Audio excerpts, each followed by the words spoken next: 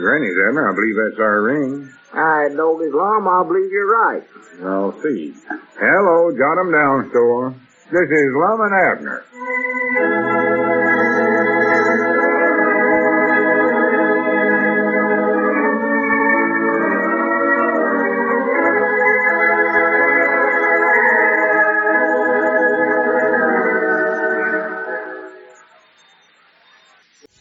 Now, let's see what's going on down in Pine Ridge. Hello, this is Dick Huddleston. Well, this is the beginning of a new week, but for poor old Lum, it's the end of everything. Yes, sir, this is the day that sponsor Moe's Moose is set for the broadcast wedding of Lum and the widow Abernathy. All efforts of Lum's to find a loophole big enough to crawl out of have failed, and it looks like the old boy's doomed for sure this time. Right now, Moe's Moose is phoning the Jot 'em Down store to make sure that Lum hasn't skipped out. No, honest, Mose, Lum's right here. Oh, sure, he's going through with the wedding.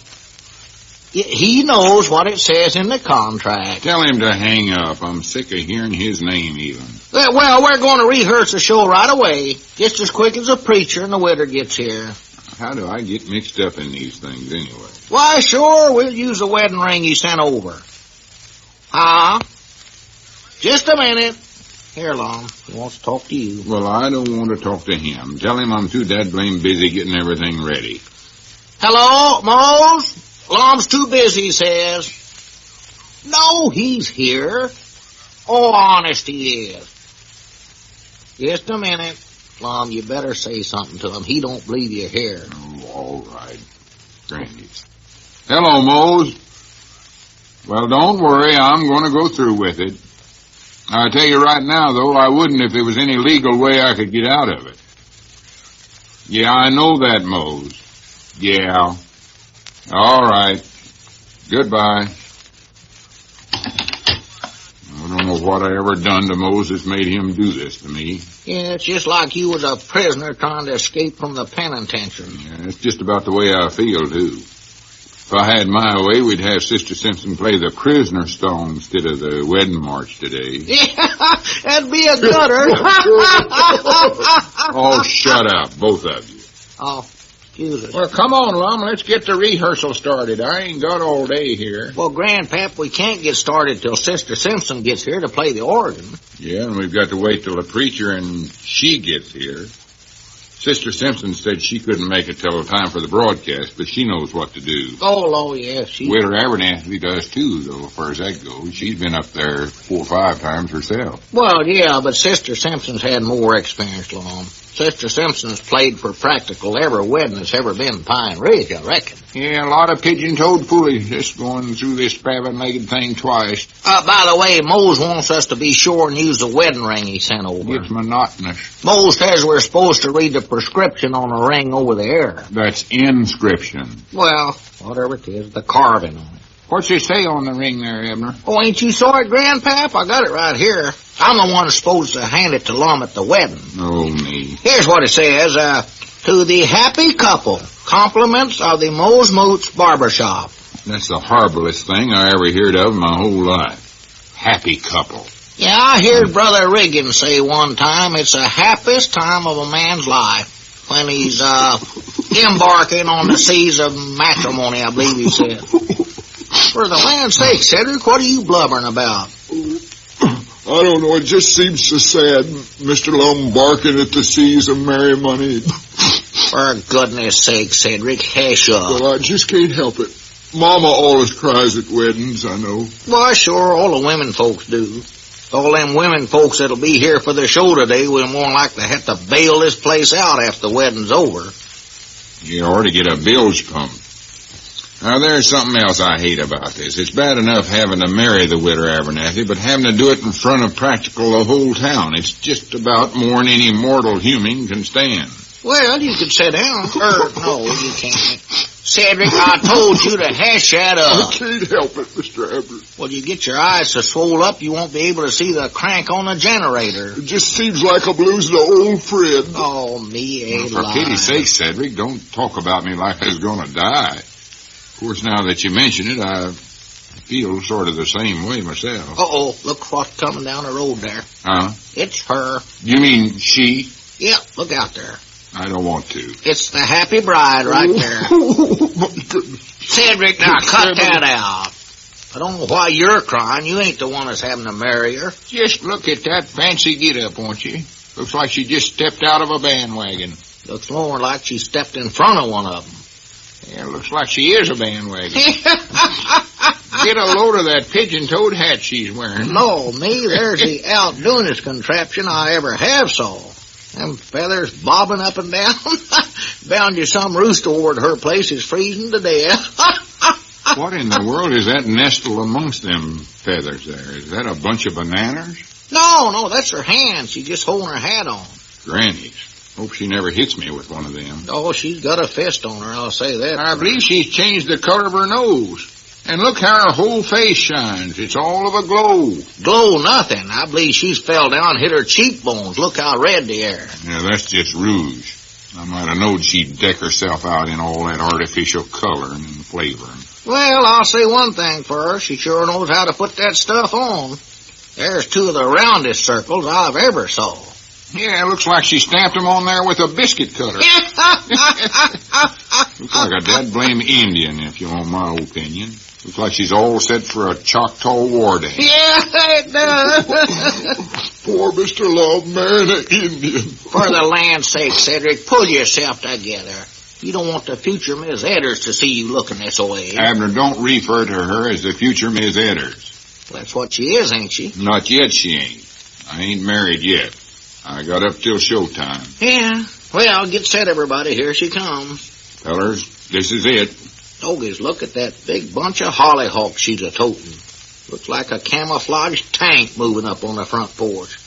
Lum, take your hands down off your eyes. Abner, there's a limit to what a man can stand to look Well, at. take them down now. Find out what she says. Well, good morning, Miss Abernathy. How's the happy little bride this morning? Hey, howdy, waiter. Oh, hello, Lum. Hello.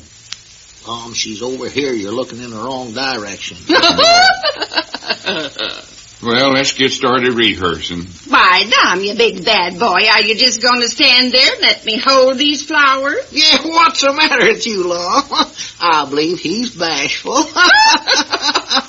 Oh, here, Grandpap, you'll have to show him how to be a gentleman. Yeah, he'll get on to it.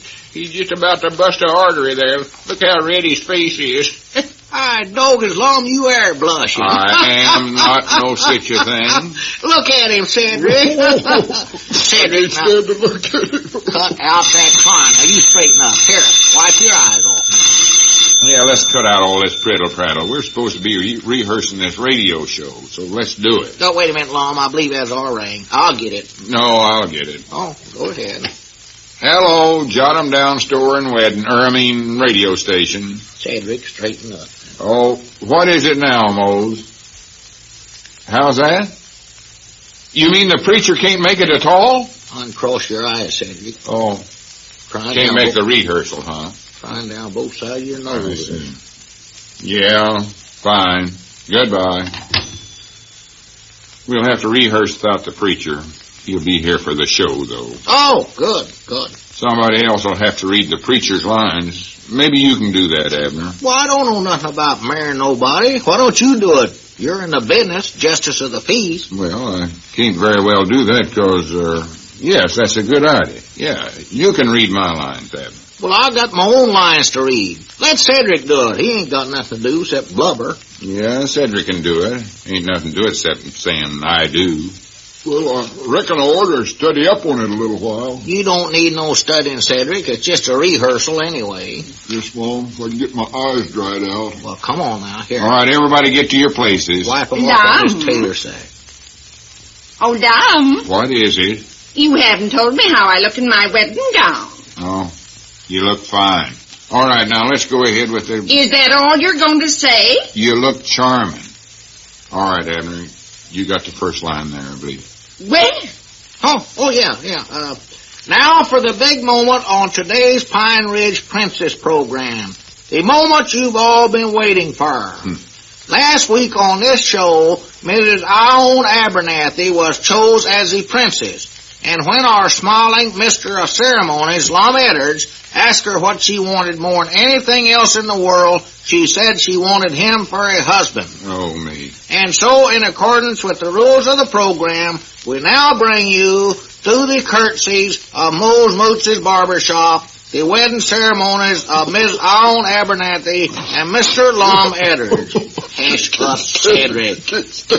Now, here's the man who is going to perform the ceremony, Brother Riggins. All right, I'll read his lines. Yeah. Thank you, Mr. Peabody.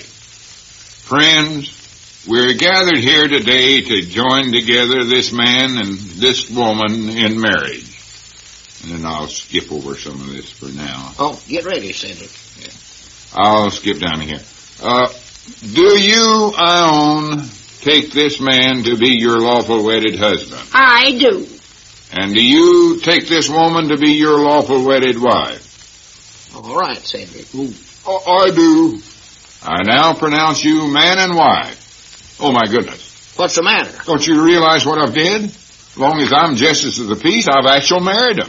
I've married Cedric to the widow Abernathy. What's that? Mom, Well, wait a minute. What about the show? we've got to cancel it. If she marries me now, we'll have to arrest her for bigamy.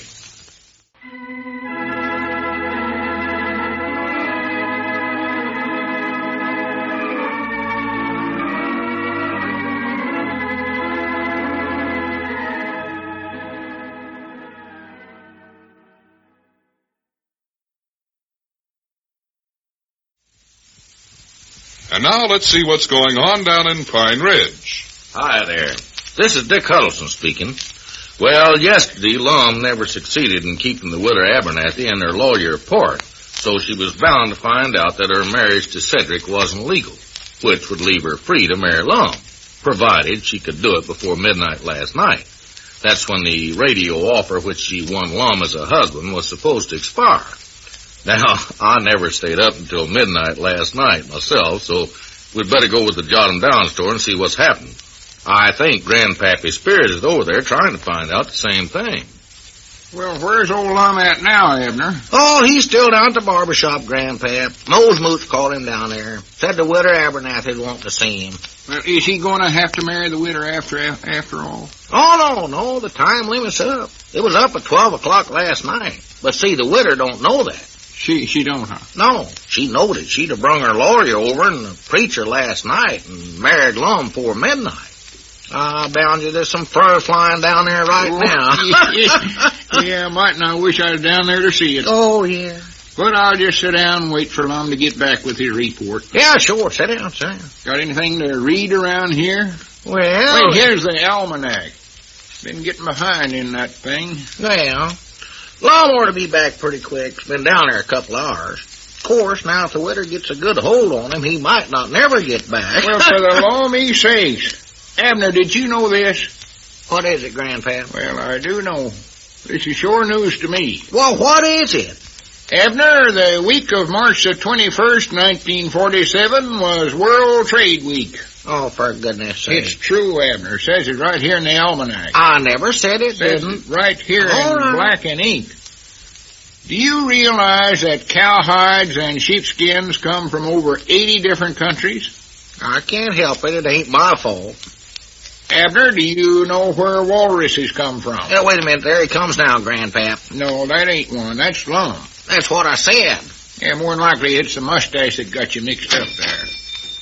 Now listen to this. Walruses, seals, and sharks. How'd you make out, Lum? Oh, Granny, is what I've been through. I'll bet. That blame widder wouldn't believe that business about the time limit, even after I showed it to her in the contract. Well, I didn't think she would. Swore up and down that I wrote that into the contract after she won me. The only thing that saved me was that Mose admitted he was the one that wrote it in there before he'd buy the show. Well, she must have found out she wasn't actually married to Cedric then. Oh, sure. That lawyer yesterday found out right away that she never had no marriage license. Yeah, well, I figured he would. Lum, did you know that walruses, seals, and sharks come from Newfoundland, Norway, and Australia? Well, to be right honest, Grandpap, I ain't thought much about it. Well, they do. Says it right here under World Trade Week.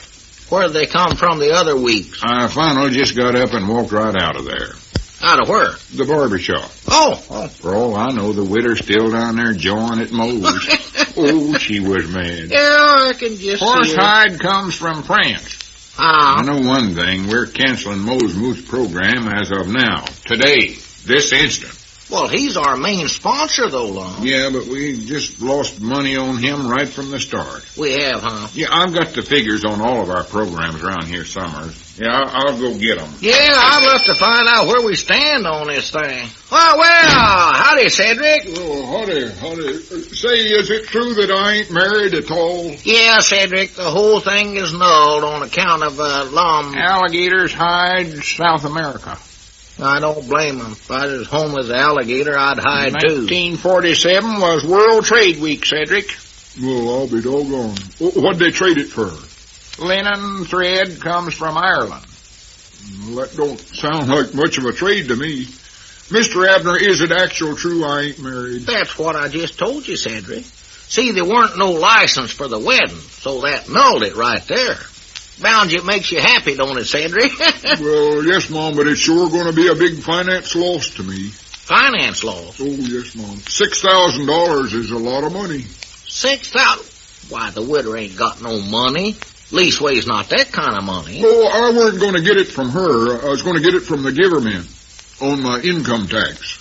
Well, Cedric, you don't have no income tax to pay on. Oh, I know it. That's why I could make so much, you see. I found out that they allow you $600 for a dependent. Well, yeah, I know so that. If I was married to the widow, I'd have 9 little dependents, and then if you throw her in, that makes 10. My littlest son, Roscoe, added it up for me, and he said it come to $6,000. Yeah, but you ain't got no income tax to pay on, Cedric. Oh, no, that's why I'd make all that clear profits. $6,000. Figured out just how he's going to spend it, too. He did, huh? You know, first off, me and Roscoe was going to buy $2,000 worth of marbles. 2,000? Yes, Mom. And then Roscoe was going to buy himself a catcher's mitt and $3,000 worth of bubble gum. Wait a minute, Cedric. You're letting him get away with practical all of it. Oh, well, it don't matter none. It's all in the family. Yeah, but it ain't, Cedric. You ain't married to her. Oh, that's right. Are you sure that's true? I know it is. It's going to be an awful blow to Roscoe. I reckon I better go and break the news to him. Yeah, you better do that, Cedric. Yeah, go right on. Oh, say, Roscoe can't sue me, can he? I don't think so, Cedric. Oh, well, good. So long. Yeah, so long, Cedric. Here's all the figures right here, Abner. Here, let's take a look at them figures, Lum. How we doing? Well, you'd be surprised at the big turnover we done. Would, huh? Yeah, the fact is, we've done so much business, I believe we ought to declare a dividend.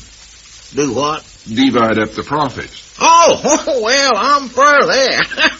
Anything will give me some cash, I'm for. Yes, sir, I believe that's just what we'll do. Cut a melon. Cut a melon? Yeah.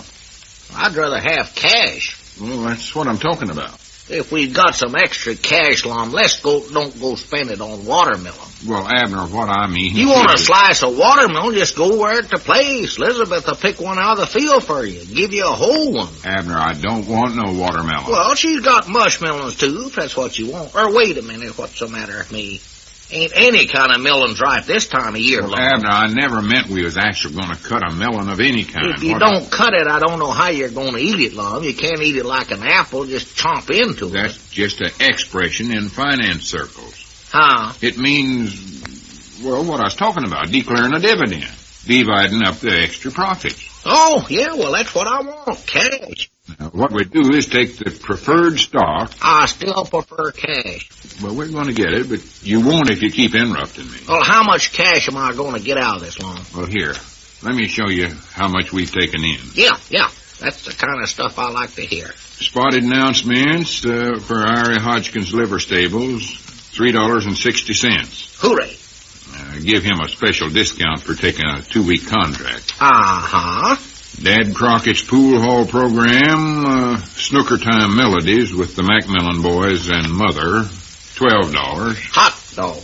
Caleb Weehunt's blacksmith hour with the Macmillan boys anvil course, $10. Dog it, that money is rolling in. Moe's Moods, well, I told you we didn't do no good with Moe's. After all them free programs we put on for him, trying to satisfy him, we come out about 30 cents in the hole on him. Well, I thought he was our biggest sponsor. Well, I did too, but that's the way it goes. We got enough other sponsors to where we can just drop him. Well, let's drop him then. Just a fuss budget. All us complain about something. Let's get back to slicing up that cucumber. Melon. Well, whatever it is, just so it's cash. That's all I care about. Yeah, let's see. Moe's Moods, we read that one. Spotted announcements for Ernie Blevins, local carpenter, $1.90.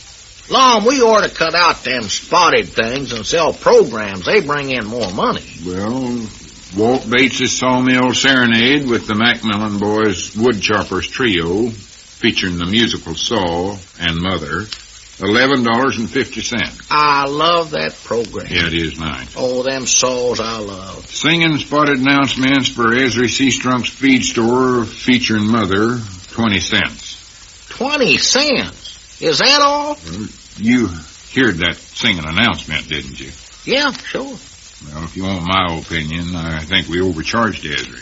Better let it go like it is. You know, Abner, the way we're going, though, I'd like to kilowatt up this station to where they can hear us clean up to Fort Smith, maybe. Fort Smith? Doggies, can you do that? Well, I don't know of anything that'll stop us. We might just sell the store and concentrate on the radio business. Well, that'd be kind of risky, wouldn't it? No, I don't think so. Radio's a coming business, Abner. You just mark my word. You'll see the day when they'll have it all over the country. No. You will. It's here. There ain't no doubts about it. Well. And I aim to make station VTR the biggest broadcasting outfit in the whole country. There just ain't nothing that can stop us now. We're in. Was that our ring, Lum? I don't know. I never paid no attention. It's flying so high here. Might be another one of our sponsors. I better answer. Yeah, sell him a big program. Hello, Jot 'em Down Store and Radio Station. Your old favorite Lum Edwards talking. I love that money coming in. How's that? I didn't catch your name, sir. Smith. That's an odd name. You're with the what? Oh, I see. Uh-huh. Why, sure, we'd be proud to have you look over our radio station. Tomorrow? That'd be fine. Must be a sponsor. Well, that's just dandy fine, Mr. Smith. See you tomorrow. Fine. Goodbye. Who's Mr. Smith? Hi, Granny's, Abner. Our fame is spreading already. Yeah, but who's Mr. Smith? Abner, this feller's from Washington, D.C., and he's here of our radio station. What do you think of that? Yeah, but who is he, Lum? Well, Mr. Smith is with the FCC. What in the world is FCC? Oh, for pity's sakes, Abner, don't you even know what that is? I'm feared I don't. I hate to show my ignorance, but what is it? Well, it's, the FCC is... Well, to be honest, I ain't sure exactly what it is myself. But I know it must be something to do with radio, because he wants to look over our station here. Well... And Granny, so when he sees what we're doing here, somebody will get the biggest prize of their life.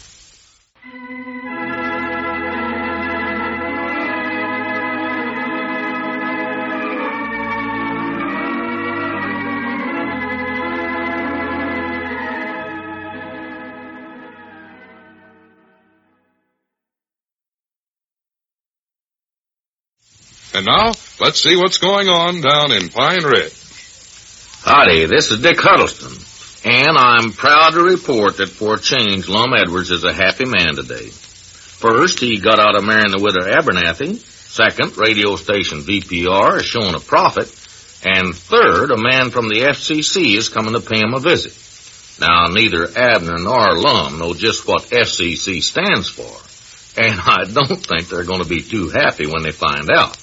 They're over at the Jot 'em Down store right now trying to figure it out.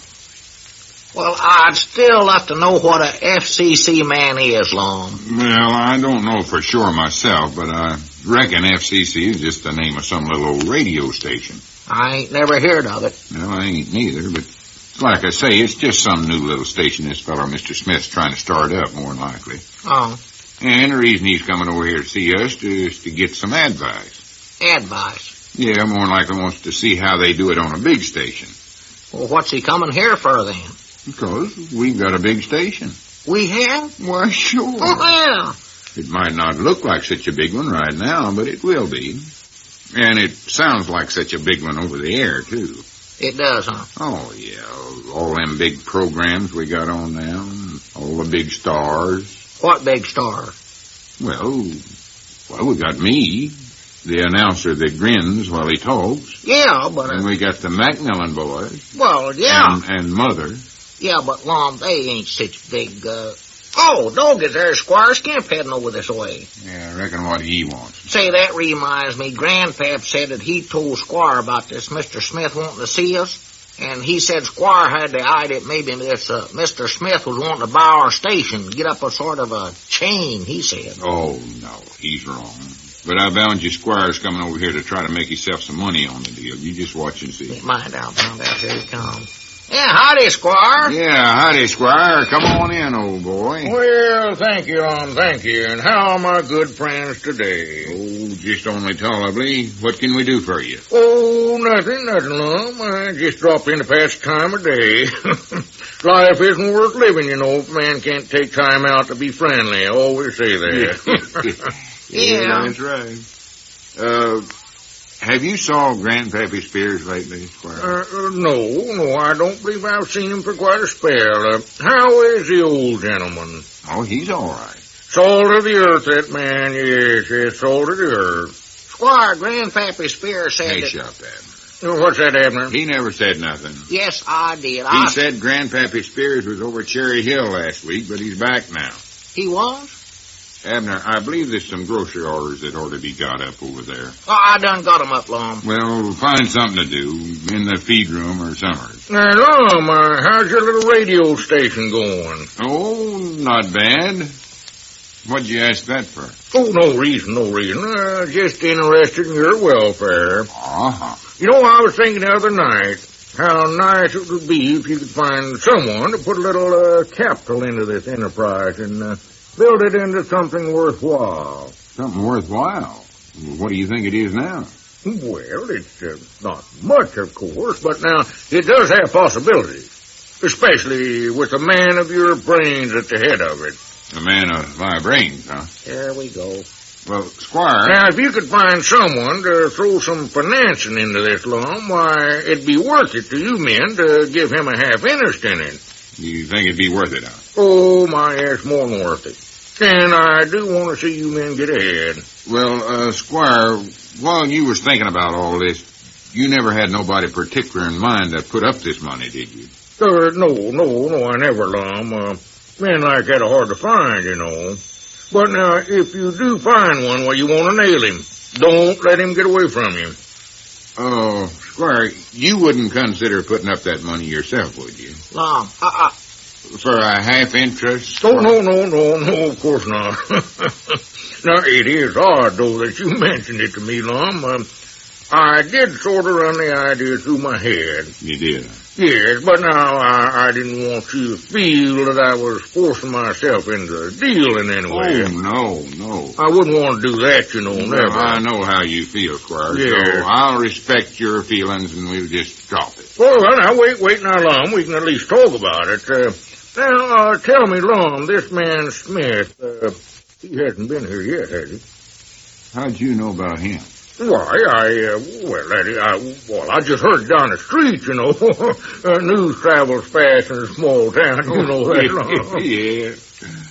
He hasn't been here yet, has he? No, he ain't.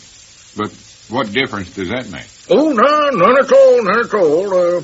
I just thought it might be a good idea to complete our transaction, and, well, then, if any business matters might happen to come up with this Smith, why, I could sort of help you out, you know. I see. Be more than happy to lend the way to my vast business experience and little thing that might come up, Lum.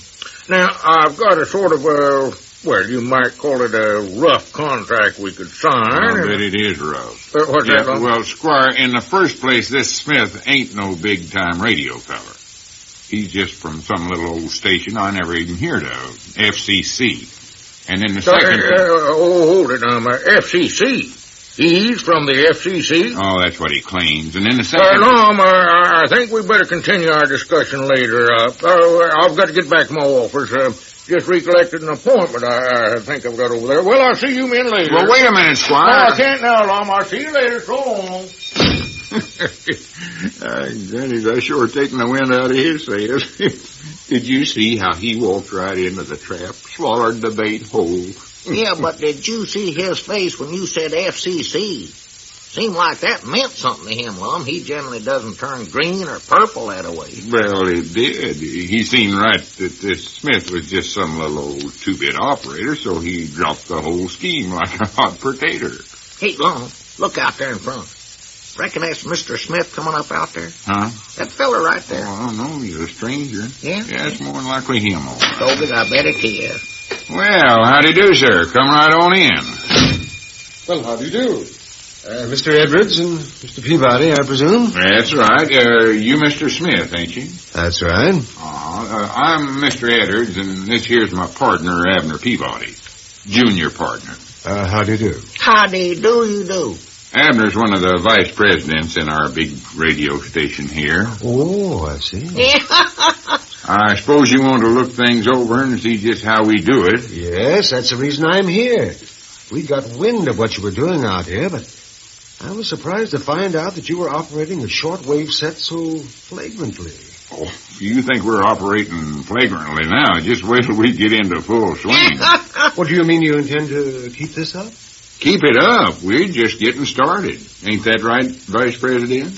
Huh? Oh, we got plans you wouldn't even believe. Well, this is interesting. Yeah, we plan to give her the whole United States of America before we get done. Oh. You more than likely ain't used to seeing things did on such a big scale. No, I'm not. That's true. Oh, yeah, we're on a big scale now. Yeah, you just sit around here for a couple of days, Mr. Smith, and you'll see radio broadcasting like you've never seen it before. You'll get more information than you'll need. Well, I'm beginning to believe that you're right. Yes, you've come to the right place, all right.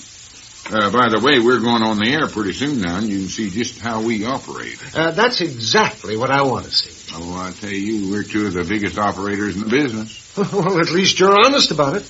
Well, I've always believed in honesty. Yes, he has. Honesty is the best policy. I've always said that. Fact is, that's a old lettered saying. Well, that's fine, coming from you. Thank you. Now, this next program we got coming up is one of our bigger ones. Brings in $12 a program. Wait just a minute. You mean you're selling time on this radio? Well, natural. You can't make no money giving it away. Yeah, we're getting rich off of it. Well, we ain't exactly rich yet, but we aim to get to be at least millionaires out of it. Well, by George, I've never run into anything like this before. Oh, you won't find operators like us very often. No, you're right, but we're always on the lookout for them. That's mighty nice of you to say that. Yes, sir. Thank you. Just how long do you think you can get away with it? Oh, as long as our health holds out, I reckon. It's harder on Abner than me, of course, because he has to crank the generator. But then we're sort of aiming on hiring somebody to do that work for us. Yeah. See, we're branching out. Just a minute. Are you sure you know who you're talking to? Well, you're Mr. Smith, ain't you? And you know I'm from the FCC? Oh, yeah, we know that, but you don't need to be ashamed of it. Everybody has to get started somewhere or other. Get started? Yeah. Now, look, son, you tell us exactly what you want to know about this, and we'll give you the lowdown on everything. Well, now, just wait a minute. I don't quite get this. Well, it'll get clearer to you as you go along. Well, just why are you telling me all this? Because you look like a likely young feller that'd like to make yourself a little money. Oh, yeah, sure. Yeah, we want to see you get ahead, kid. You're a smart-looking young man, and we might even take you in with us for a while just to get you started, you know. Yes, I see. Well, I'm afraid I'm not interested in your little proposition, Mr. Edwards. Well, suit yourself. Just trying to help you all. I didn't come out here for help. I came out here for information. And believe me, I've got plenty. Oh, you ain't got half as much information as we can give. No, not half as much. Well, it's enough for my purposes. Well, I think there's a whole lot more things you ought to know if you ever expect to make a success out of that little station of yours. Little station of mine? Yeah. What do you call it? FCC? Oh, now wait a minute. I don't believe you know what that means after all. Well, initials don't always have to mean something. Us radio executives just pick out different initials. Like we picked out VPR and... Well, for your information, Mr. Edwards, FCC happens to mean something. It stands for Federal Communications Commission. And for your further information, operating an unlicensed shortwave set, as you've been doing, is punishable by a fine of $10,000 or 2 years in prison. Or both.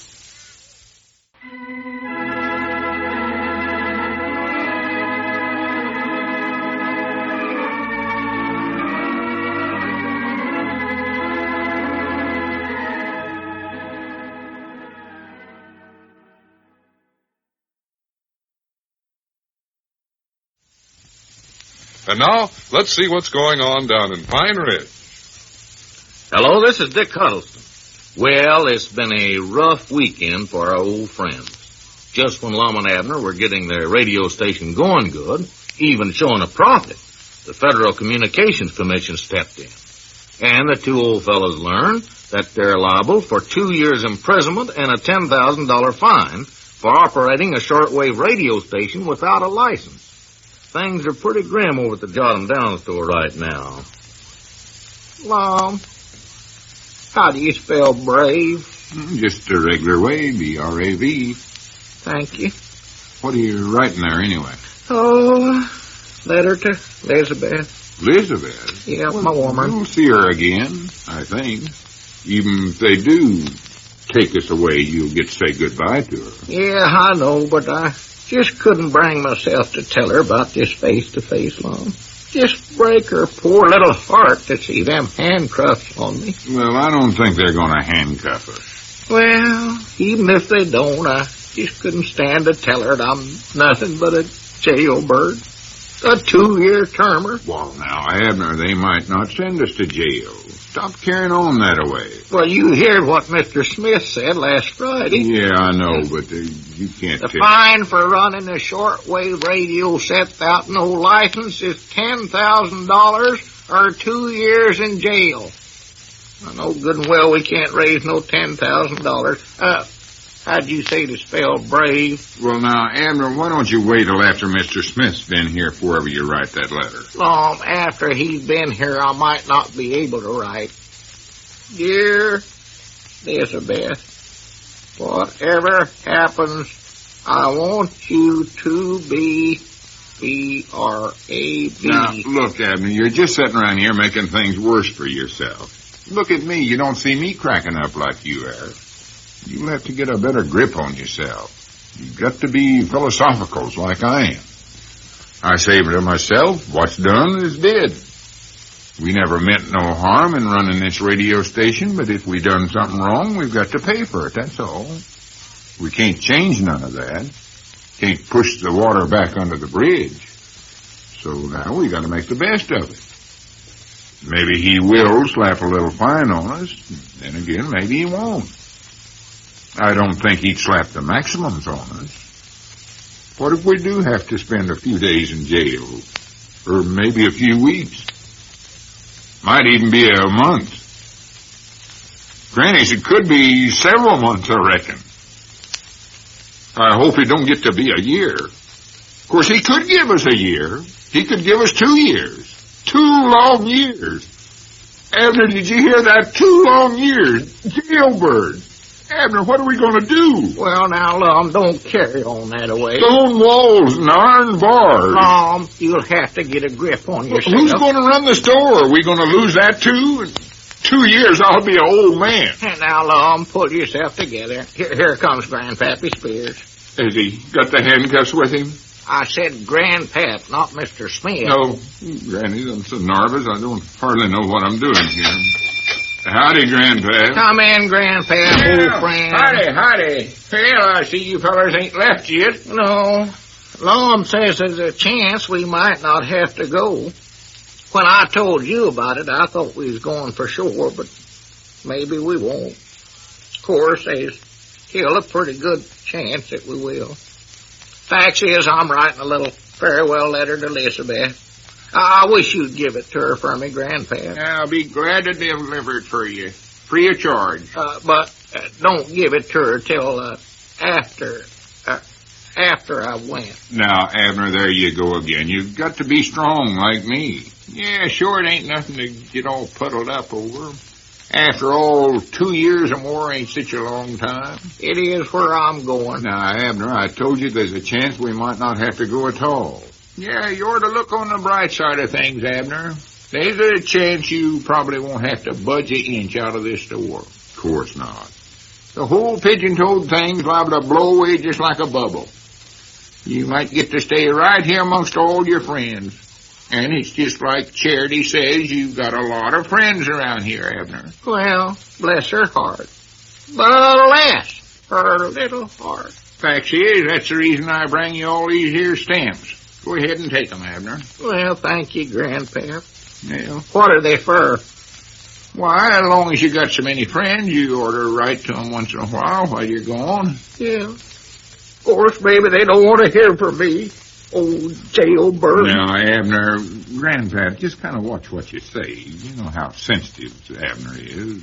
High-strung and all. It's all right, Lum. Excuse me, Abner. I reckon I oughtn't have said that. Just forget about it, Grandpap. Charity. You didn't mean nothing, I know that. I know, but Charity told me to be careful what I said, and I just can't seem to say what I'm supposed to. Downright sorrowful, Abner. Oh, now just pull yourself together, Grandpap. You gotta show your medals, too. Yeah, I know it. Look how I'm acting, bungling everything up when it's probably the last time I'll ever see you in my whole life. Yeah. Oh, me, oh, me, oh, me. 2 years, Grandpap. 2 years. 2 long years. This is the saddest day of my whole life. It sure is. The one saddest day in our whole life. Yeah, well, cheer up, fellas. It might not be the saddest day. You ain't lived your whole life yet. 2 years behind prison Of course, bars. when a feller gets as old as you fellers are... 2 years behind iron bars. Elizabeth will never stand up under the shock of it. Bless her heart.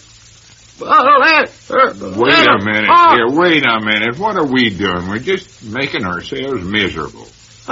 We don't even know yet what Mr. Smith's going to say. And here we got ourselves in solitary refinement already. It's just plumb silly. Is it? Why, sure. Ridiculous the way we're carrying on. Yeah, guess it is, sort of. Been acting like a batch of half-grown youngins. Yeah, things ain't never as bad as they seem. Oh, of course they ain't. Trying to scare ourselves plumb to death. Yeah, a feller always forgets that silver lining. Silver lining in ever spavined-legged cloud. Could be a lot worse. Why, sure. I feel just like there's a rock been lifted off my shoulders. Yeah, me too. Just like this spring when I take my heavy underwear off. Yeah, it's like Lum says, things ain't never as bad as they seem. I've got a pretty good connection with the constable over Cherry Hill. Now, he can likely use his influences to get you some time off for good behavior. And when you get settled over there, just send me the name of your warden, and I'll get right to work on it. Name of our warden? Yeah, you fellers don't know how lucky you are to know me. Yeah. Poor Elizabeth. How's she ever gonna stand it? She'll be a disgrace. Have to move away from Pine Ridge. Well, now, Where'll she move to? Ain't room for her down there at her brother's place in Texas. Now, Abner, it ain't as bad as all that. It ain't. Of course it ain't. Maybe she can move summers closer to where you are. Save postage on the packages she sends you. Get to see you on visitors' days. Oh, she won't have time. She'll be too busy trying to make a living. All she's got is $200, and that ain't gonna last her no full 2 years. Well, Abner, I don't think it's going to be the full 2 years. What about her mules? Oh, she'll never be able to part with them. Losing all 3 of us at once is just more than any woman can stand. Poor little critter. I was going to say, no, I guess we wouldn't have no use for the mules. Charity can still do most of that work herself anyway. I was just thinking, though, I don't think they'll let you take your checkerboard along, Abner. Checkerboard? I'll be spending my time breaking up rocks. Yeah, you won't have time for checkers, and I just hate to see that checkerboard of yours sitting here getting all cured up with dust. Oh, that poor little checkerboard. Grandpap, cut it out now. You're just pouring salt on the wound. Oh. I'm just trying to help out, Lum. I could keep it shined up for him, wouldn't give it no hard You use. can have it, Grandpap. Take it, it's all yours. Well, thank you, Abner. Oh, just write me a letter once in a while, Grandpap. Oh, me and Charity are both planning to drop you a line every now and When then. Christmas comes, it'd be awful thoughty. Well, we'll write you and tell you what a good time we're having. Yeah, well, Grandpap, at Christmas, will all of you get together and send us a telegram. Oh, yeah, we'll send you a nice telegram. Or wait a minute, that reminds me of why I come over here. I got a telegram deliver for you fellers. Telegram for us? Well, give it here, Grandpap. Let's see. It might be important. Oh, it's just probably somebody wishing us a happy journey more. I think it's from Washington, D.C. Couldn't make it out, but I think it's from that FCC radios. Oh, me. This is it, Abner. They got the handcuffs on us now. I just can't stand to read it. Goodbye, Elizabeth. Why don't you open it up there, Lum? Just let me get steady here, will you? It's a long one. You're going to send us up for life. Read it, Lum. I will, because my hand steadies to where I can make it out. Messrs. Edwards and Peabody, Pine Ridge. Messrs? That's adding insult to injury. Have checked into your activities and find no evidence of injurious or other detrimental activities. Oh, my goodness. Goodbye, Elizabeth. In Goodbye. consideration of your motives, lack of information, and past record, will not take action against you. This is with understanding that you will refrain henceforth from further operation of this or any shortwave set without securing proper licensing. Smith, FCC, Washington, D.C. Abner, did you hear that? We're innocent. You mean they ain't going to do nothing to us at all? Not if we never touch that dead blame short-waving set again. I wouldn't touch it with a 10-foot pole. Hooray! Hooray for us! Hooray! Gummit, I just lost a good checkerboard. No, this is that a relief. I thought sure we was heading for the electric chair. Well, I kept telling you we weren't. If you'd just listened to me, you wouldn't have had all that worry. Well, wasn't you worried, too? Why, of course not. I knowed we'd get out of it. Well, I'll see you fellers later. Well, wait a minute, Lum. Where are you going? Oh, I'll be right back. I just want to go over home and unpack my valise. Huh? And while I'm gone, Grandpap, would you go over to Dick Huddleston's and tell him not to bother to forward my mail? I'll be right here.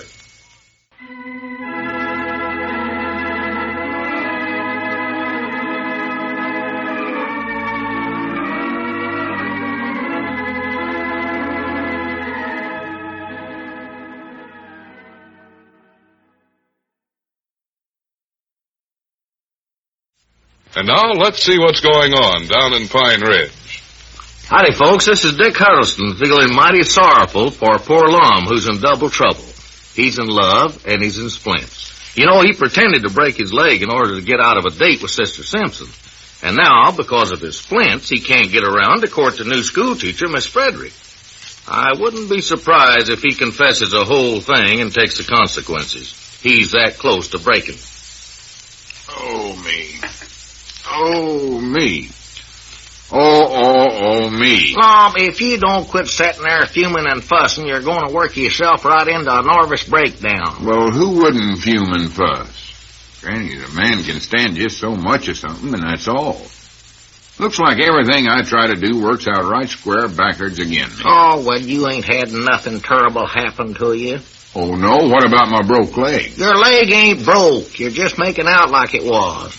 Yeah, that's right, ain't it? Why, of course it is. Granny's, I've wore these splints and bandages on there so long now, I've got to where I believe it myself. You ought to be ashamed of yourself complaining so much. Oh, what about Frank Foster taking Miss Fredericks into the teachers' meeting today? I guess that was good luck for me. That was your own fault. You got him to dismiss school today so she could go. Yeah, but I thought I was going to get to ride in there with her. Yeah. This dead blame fake broke leg of mine's the cause of the whole thing. If it hadn't have been for it, I could have started right out courting her the day she hit town, and Frank Foster never would have had a chance. Yeah, it slowed you down, ain't no doubt about that. But now you did sit with her in Sunday school class, and you limped her home. Yeah, limped her home's right. And who was waiting for us when we got there? Frank Foster. Well? Sat there on the porch getting all funny remarks. Even got up and danced a jig, trying to show me up. Well, your old Frank's a good one at the Buck and Wing, all right. On top of that, he insisted on her and him driving me home. Kept saying a man of my age ought to get a lot of rest. Oh, Lord. Helped me in his car and helped me in the house. I could have whopped him right on top of the head. I tell you, Abner, that's when I seen Red. Well, I didn't know he's after Miss Fredericks, too. Who? Red. Charlie Redfield, I reckon you mean. Charlie Redfield ain't got nothing to do with it. Oh. Well, that cuts it down to just you and Frank Foster, then. It cuts it down to just Frank Foster. Oh. Granny, I can't hardly stand to think of him driving her over to the county seat this morning. Like as not treated her to lunch at the Eats restaurant or Dad's place. Abner, I'll put up with it just as long as I'm going to. Well, what can you do about it, Lum? Ain't but one thing to do.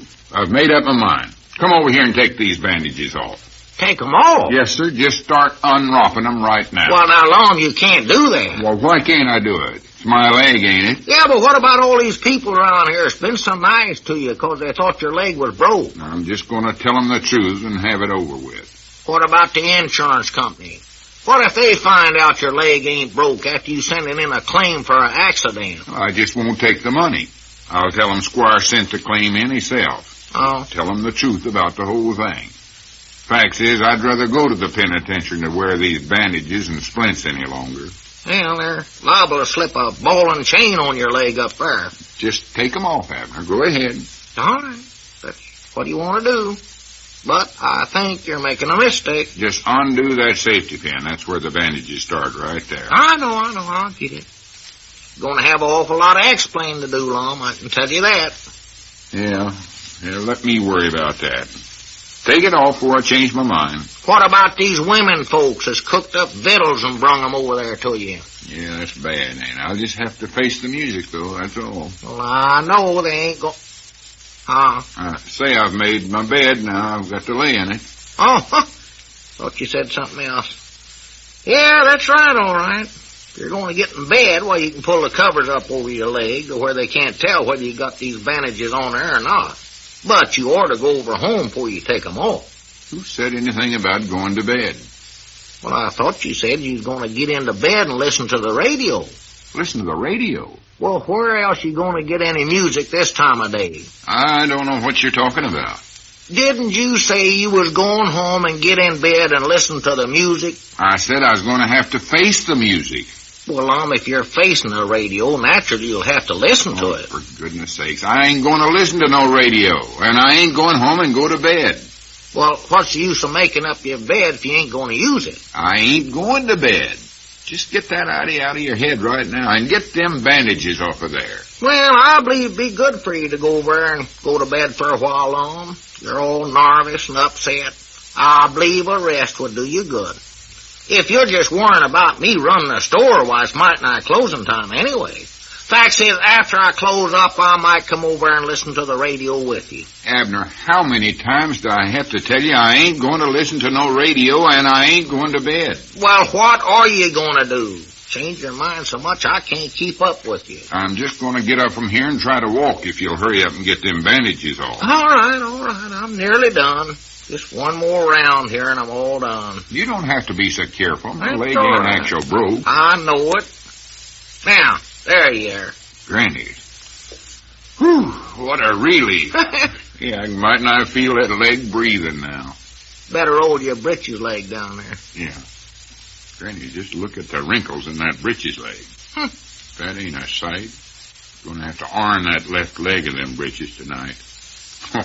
Might as well iron both of them while I'm at it, I reckon. Here, let me up. Yeah, you've had that thing wrapped up for a week now. Granny's Abner, I don't know if I can walk or not. Look here how that leg gives away with me. Wait a minute. You don't reckon I've sure enough got a broke leg, do you? Well, I don't know when you could have got it. Yeah, that's right. I ain't fell down or nothing, have I? Not that I know of, no. Just punishment, I reckon, for going around telling folks it was broke. Now, you might have strained it trying to make up your bed, Lum. Maybe we better put the bandages back on till it gets well. No, sir, I wouldn't put them bandages back on there for $1,000 or $100. It's feeling better now. 'Tis, huh? Circulation is starting around. God. Granted, a feller just don't appreciate how lucky he is to have two good legs till something like this happens. Oh, my goodness. Hide quick, Lum. Here comes Cedric Weehunt. I don't care if he sees me. Everybody's going to know it anyway, sooner or later. Well, I wouldn't want him to tell 'em first, though. You know how mixed up he gets things when he goes to tell 'em. Yeah, that's right. Sure. I had better study up some good way to break the news to him. Yeah. Hand me that coat there, and I'll sit down, throw that over my leg so he won't notice. Yeah, here you are. Hurry up. Get him out of here as quick as you can. I want to practice walking some more. Yeah, I will. Come in, Cedric. Yeah, howdy, Cedric. What can I do for you today? Oh, nothing, I don't reckon. I just wanted to see Mr. Lum a minute. I thought you was running the filling station for Frank Foster today, while he taking Miss Frederick into the county seat teachers meeting. Well, I was, but they just got back. Oh? That's what I come over here to tell you. I don't reckon I'm supposed to say anything about it, but Miss Frederick's brung you a present back from the county seat, Mr. Lum. A present? For me? Well, bless her heart. How do you know, Cedric? Well, I just heard her and Frank talking about it. Well, what kind of a present is it, Cedric? Well, I don't know, but I heard her tell Frank when she was getting out of the car to hand her that present she bought for Mr. Eddard's. Well, I do know. That's a good one on Frank. Take her all the way into the county seat to buy me a present. I'll bet he's mad enough to buy it. Oh, no. Now, I reckon what she got me might be a engagement ring. Engagement ring? Oh, that's right. She wouldn't be buying me one, would she? I wouldn't think so. Might be something for you to use while your leg's broke, Mr. Lum, because I heard her say she felt so sorry for you because your leg was broke. Said she was going to bring it over here to you directly. Oh, I'm going to bring it over here, huh? That's what she said. That's the reason I run on ahead so as I could tell you. Oh, my goodness. Well, here, Cedric. Sorry you have to leave in such a hurry. Oh, no, Mama, I don't have to go. Well, run down there and see if Dick Huddleston's store's open. Oh, it's open. I just come by there. Well, run down and see if it's closed then. I'll go see Lum. You stay right here, Abner. Run on, Cedric. Yes, Mama. I'll be back in a minute. Well, you needn't to come back. You can call me from over at the blacksmith shop and let me know. Yes, Mom. I'll hurry. What did you want to know about Dick Huddleston's store for a long? I wanted to get Cedric out of here so we can put these bandages back on my leg.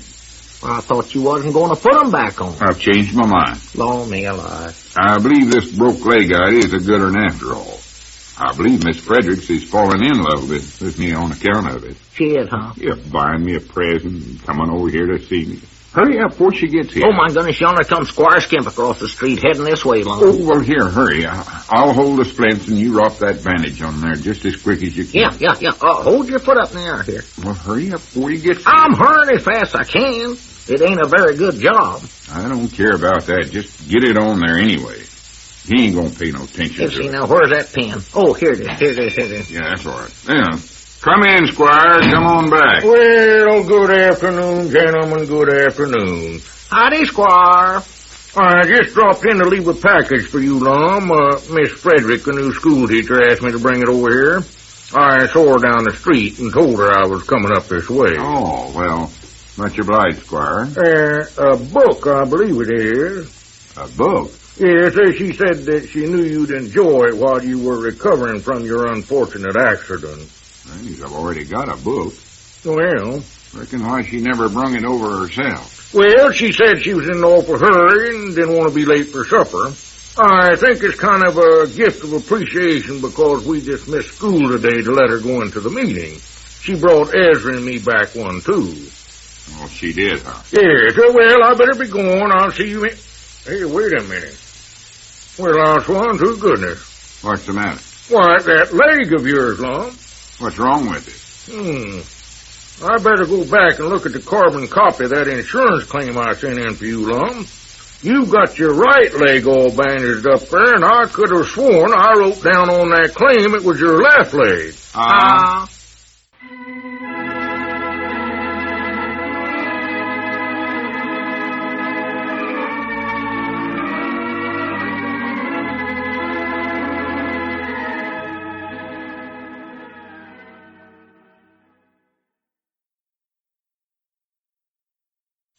And now let's see what's going on down in Pine Ridge. Hi there, friends. This is Dick Huddleston. Well, Sir Lum's little fib about breaking his leg just to get out of a date with Sister Simpson has built up into real big trouble.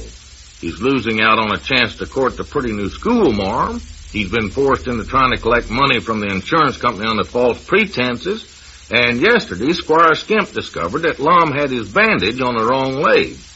Well, old Lum is over at the Jot 'em Down store now, practically hiding out. Wait a minute, is that him, Abner? Who? Squire Skimp. Oh, no, that's Ezra Seastrong. Oh. Fond to goodness, Lum, you're nervous and jumpy as a rabbit's nose. Act like you're scared to death of Squire. He's going to cause me some trouble, I'll tell you. He knows that leg of mine ain't broke, and he's just laying back waiting for a chance to get me. Get you? Sure, he can send me to the penitentiary, and he knows it. What would he want to send you to the penitentiaries for? Well, on account of me sending in a claim to the insurance company for a broke leg when it ain't actual broke. Yeah, but, Lum, he was the one that insisted on sending the claim in. I know, but it was my name that was signed to it. Well, I still believe you're just getting yourself all worked up for nothing. I don't believe he knows your leg ain't broke. Well, he's the only one that noticed I had my left leg wrapped up for a while, and now it's my right leg. Well, if he knows, why don't he do something about it? Well, that's the part that's making me so nervous. Why don't he come right out and do something, get it over with? Oh, well, I believe if he'd have noticed it, he did something about it long ago, Lum. Well, he's got something up his sleeve, all right. Well, he just... Huh? He's working on some scheme now. You can bet your life on that. What's he got up his sleeve?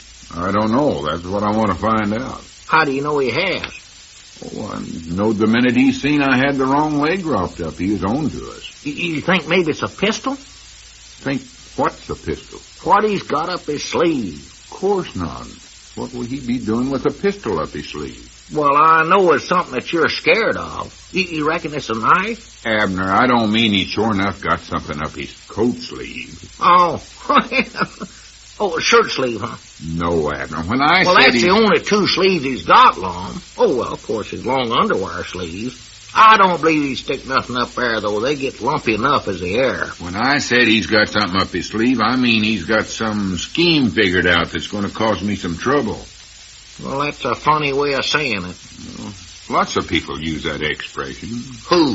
When they're going to play a trick on you, they've got something up their sleeve. Oh, sure, yeah, I know what you mean. I saw them musicians pull stuff out of their sleeve. I bound you it's a rabbit. Rabbit? Yes, sir. I seen a fella take one out of a hat once, and somebody said he had it up his sleeve. I mean Squire's got an idea up his sleeve. You mean he thought up something and put it up in his sleeve? Abner, for goodness sakes, I've got troubles enough without taking time to try to explain something to you. Grannies, if it ain't 6 of one thing, it's a whole dozen and a half of something else. I can have more troubles than all them morning radio series put together. Well, I still think it's just your imagination. Squire ain't said one word about it. I know it. That's what's got me worried. If he'd come right out and say something about it, I wouldn't mind it so bad. He wouldn't, huh? Why don't he tell me he's going to have me sent to the penitentiary and have it over with? If he tells that insurance company that my leg ain't broke, I'm a goner. That's all there are to it. Well, what are you going to do if they send you a check for $100 damage to your leg? I don't know. I don't know what to do about it. That just shows how much trouble a body can get into by telling one little bitty thing that ain't the truth. Yeah. Here you've been on crutches all this time when ain't a thing wrong with you. Just because you never wanted to take Sister Simpson over to that sociable. Yeah, I'll never use that for an excuse again. I hope not. Or if I do, I'll sure enough break my leg. I wish now it was broke, just to get even with Squire Skimp. If he'd accuse me of it out in public, I could pull them bandages off and make a laughingstocks out of him, show him it actually was broke. Yeah, if it's sure enough broke, you wouldn't have no trouble at all. Yeah, certainly ain't going to break it on purpose now, if that's what you're trying to suggest. I ain't trying to suggest nothing. Ain't none of my business. I better get busy and study up something to tell Squire. I wish you would, I'll tell you that right now. Quit just hiding all the time every time he comes in here like he done this morning. Make me tell all them stories, make up stuff about you not being here. I know it, but I don't want to make him mad. He could ruin me sure enough if he went telling it around town. Miss Fredericks never would believe me again. Granny, now there's something I can't hardly just think of. True love has finally came along at last, and it's got to be busted up by a broke leg. How do you know it's true love? Well, it's got to be. The course of true love never runs smooth, and this is one of the roughest courses I've ever been on my whole dad-blame life. Yeah, well, I reckon it ain't true love of Frank Foster and her then, 'cause he's got the smoothest road I ever seen. Taking her here, taking her there, clean over the county seat, yes. Abner, just don't mention Frank Foster's name no more. Oh. Not around me. Oh. She just can't be in love with him. She's too intelligent. Smart as a whip, that woman. And she's going to be a big help to the community, too. She is, huh? Oh, taking right a hold in the church work. Got her a Sunday school class and all. Yeah, I seen you over there sitting in her class last Sunday. And I'm going to be honest about it, Lum. You looked awful out of place down there in the front with them primaries. You ought to stay back in the men's Bible class where you belong. I don't want to be back with you old fogies. What's wrong with me being in her class? You just don't belong there, that's what's wrong. Us fellers was all laughing Sunday. Yeah, I seen you gruffle one back there. What was so funny? You! Sitting down there in that little red chair, your knees clean up under your chin. I like a low chair that way. Makes my broke leg feel better. Your leg ain't broke. Well, I just like a low chair then. Oh, no. Besides, I learnt more Sunday listening to her than I've learnt from Uncle Henry Lunsford in all the time he's been teaching that class. Him and Grandpappy Spears always winds up in an argument. Yeah, well, do as you like. It's your business. But you looked awful silly when they had your class all march single file up on the platform and sing that little sunbeam song. The young'uns never hardly came up to your knees. Big bass voice of yours booming out there. Sound like a bullfrog turned loose amongst them. We have to sing the sunbeam song. That's the name of our class. Are you a little sunbeam? Well, I reckon so. That done it. Or I'll be back with the men's class next Sunday if it's going to cause all this trouble. I just thought I'd visit around amongst the different classes and see how the Sunday school was doing. Lum, I know why you was down there, so don't try to make no excuses. Not to me, anyways. I know you're crazy about her, walking her home and everything, too. Well, Granny's Abner, it was the only chance I got to be alone with her since we met. I've got to work fast, you know, in between times when she ain't being pestered by that dad-blame... I won't even mention the varmint's name. Well, Lum, you better be careful walking home with her that way. Careful of what? Frank Foster? Well, I'll whop him so hard. I don't mean that. I mean you better watch them crutches. I noticed you walking along there pinting out something with one of your crutches. Walking along with all your weight on that leg is supposed to be broke. Oh, I never. You did, too. One time there, your crutch tip got stuck in a crack in that board sidewalk. You walked right off and left it. Hadn't a it didn't buzz so loud when you let go of it, you never would have noticed it. You did, huh? Yeah, it went dong, like they scared everybody to death. God blame it, I got so interested in talking to her, I forgot I was supposed to have a broke leg. Grannies, I believe me and her's going to get along all right. What'd you talk about, Lum? Oh, well, I don't know, Abner. I can't tell you what all me and her talks about. Them things is sort of sacred. Did you pre-pose to her? Of course not. I asked her how she liked Pine Ridge, and she said fine. I said I was glad she's here, and she said she's glad to be here. Well, you told her all that the first night you seen her over at the school board meeting. Yeah, but I had to think of something to say. You couldn't walk along there like a dummy. What else did you say? Oh, that's about all. I never want to do all the talking. That ain't polite, you know. She talked quite a bit about the school, the improvements she thought we ought to make. She got some good ideas, too. Ain't no doubts about that. And you never even answered her? Well, I said a few uh-huhs and why sure's and all. Agreed with her. I'm more the strong, silent type, I think. You don't look very strong walking around here on crutches. Well, this is the first time I've ever been with her by myself. I couldn't just bust loose and talk the woman's arm off of her. Next time I go wait a minute. Here comes Squire Skin. Oh, my goodness. Well, hurry up. I hope he goes on by. Or to hide again. I know good and well he's catched on my leg ain't broke.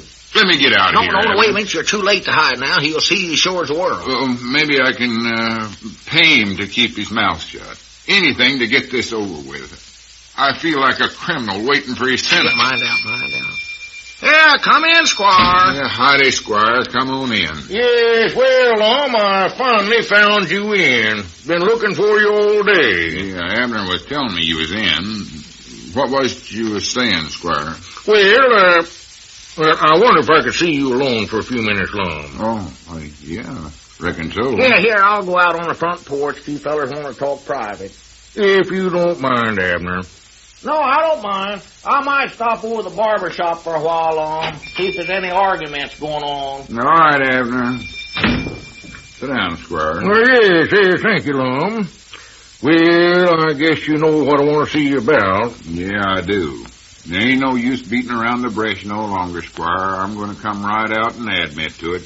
It ain't broke. What's that, Lum? I say I'm admitting my leg ain't broke.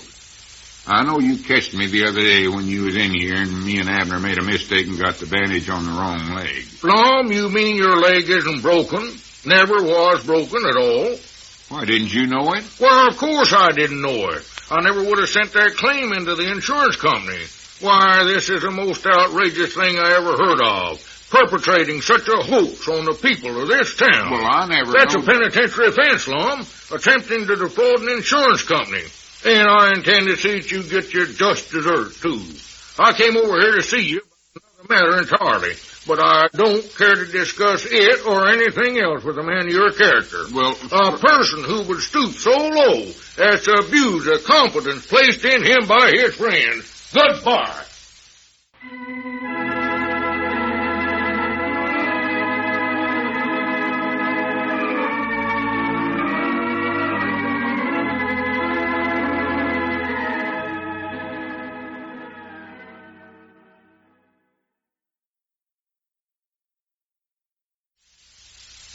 And now let's see what's going on down in Pine Ridge.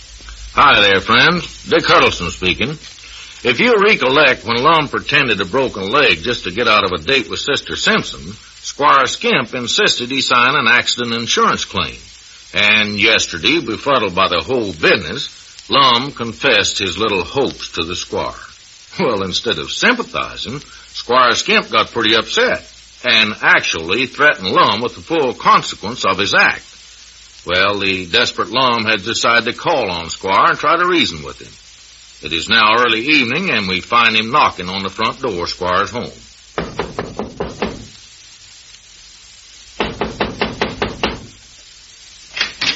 Yes, who is it? It's me, Squire, Lum.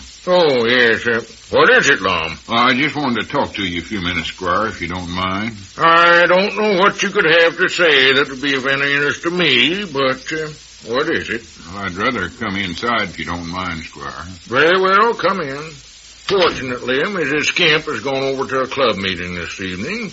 Under the circumstances, I don't think she'd approve of our extending to you the hospitality of our home. You ain't told her about it, have you, Squire? No, I haven't told her so. But eventually she'll hear about it when the case comes to trial. Well, that's sort of what I've got to talk about. Just got to see if there ain't some way to keep this from ever coming to trial. Long before you go any further, if you come over here to bribe me into silence, you're wasting your time. You've known me long enough to know that I would never enter into any conspiracy to interfere with justice. Well, that's just it, Squire. I ain't done nothing dishonest. That is, nothing intentional. Haven't done anything? Haven't done anything? You pretended to have a broken leg in an attempt to defraud an insurance company out of $100. Haven't done anything. Great balls of fire. Well, I never wanted no money from him. I can understand a man occasionally being tempted to make some easy money, Lum.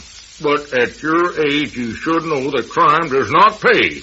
And you pick the poorest way in the world to try to do it. Defraud an insurance company, they'll catch you every time. Lum, if you needed money so bad, why didn't you come to see me? I could have shown you half a dozen ways to make a I could have let you have a little money. I don't need no money. I've got some money in the bank. I'd have been more than glad. Yeah, well. But the whole thing was on account of Sister Simpson. I'm not surprised to hear it. There's usually a woman at the bottom of such things. Many a man has been led into a life of crime because of the wrong kind of a woman. Just so he could buy her all the pretty little things that she wanted. I wasn't trying to buy Sister Simpson nothing. I had to tell her my leg was broke to keep from taking her over to the sociable at the schoolhouse. There's no use discussing the whys and the wherefores. The whole thing is clear, and the fact remains that you signed a claim demanding compensation for an accident that never occurred. That is better known as fraud. Defrauding an insurance company, which, as you well know, is a penitentiary offense. I know all that, Squire. All I wanted to do was tell you the whole story and see if you couldn't help me. Remember, Lum, I'm the representative of the company you tried to defraud. Undoubtedly, you don't expect me to be disloyal to dear old Mid-Southwestern Accident and Casualty Company, the very people who provided sustenance for the little wife and I lo these many years, protection against the elements, the ones who provided this very roof over our humble heads. How much have you got in the bank, Lum? Well, I got quite a bit saved up. Must be close to $300, I reckon. Yeah. Well, yes. Now, just how did this accident occur, Lum? Just proceed with the details. Your story fascinates me. Well, I weren't trying to beat nobody out of no money. Fact is, when I told Sister Simpson I had a broke leg, I never had no idea they'd tell it all over town. I was just trying to get out of taking her to a party. Well, I see the whole thing a different light now, Lum. In other words, when you concocted this story about a broken leg, you had no malice aforethought. Oh, I'm sure I never had none of that. Lum, dear old friend, I'm sorry I doubted you for even one moment. I might have known you being a man of such high integrity there would be no reason for you to make any claims that were unjust. Well, good. I'm sure you'll forgive me, Lum, but you can understand, of course, how my devotion to the principles of honesty and fair dealings have disturbed me there for a little while. Oh, well, natural, Squire. Yes. Shake hands, Lum. Yes, you've restored my faith in thy fellow man. I'm glad to hear you say that, Squire. It's all settled then, huh? As far as I'm concerned, it is. Oh, that's good. Now, it's up to us to figure out some way to satisfy Mid-Southwestern. Oh. Let me think here. Well, do we have to tell them, Squire? Oh, yes, they'll have to be notified. Inasmuch as there was no attending physician in your case, why, more than likely the insurance company will send out a doctor of their own to examine your leg, Lum, and the whole thing will be exposed. Oh, my goodness, I hadn't thought about that. If your leg could be healed by some miracle, wait a minute. Lum, I believe I found the answer. Huh? That's it. Lum, you're going to be healed by a miracle. A Hindu miracle man. I am? Well, how can you tell that? Well, I know right where I can get him. A gentleman I've known for years. Used to travel with a carnival I was connected with, managed and owned. Yes, sir, he's our man, Lum, if I can locate him. I believe I know where he is, too. The fact is, I had a letter from him a few months ago. Well, is he a sure enough miracle man? Oh, yes, Lum, there's nothing fake about him. He's a square John. Enjoys a spotless reputation. But he's gifted with some strange and unknown power of healing. Of course, in this case, it doesn't matter much because your leg isn't really broken. No. Ordinarily, I don't believe he could be induced to touch a case of this kind because of his high code of ethics. However, because of our long and close friendship, I might persuade him to do it. Well, good. However, it might take a considerable outlay of money. His time is quite valuable. Well, anything to keep me from going to the penitentiary. How much do you reckon he'd want, Squire?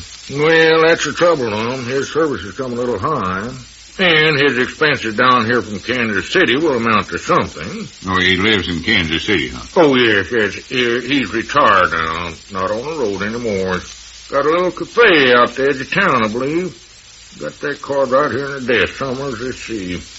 I'll just call him up, Lum. Have him come down there as soon as possible. Well, you never did say how much it would cost, though, Squire. Well, I think because of our close friendship, I could talk him into coming down there for, I don't know, honey, $300. $300? Well, ordinarily, Lum, no telling what he'd charge for a job or a case like this.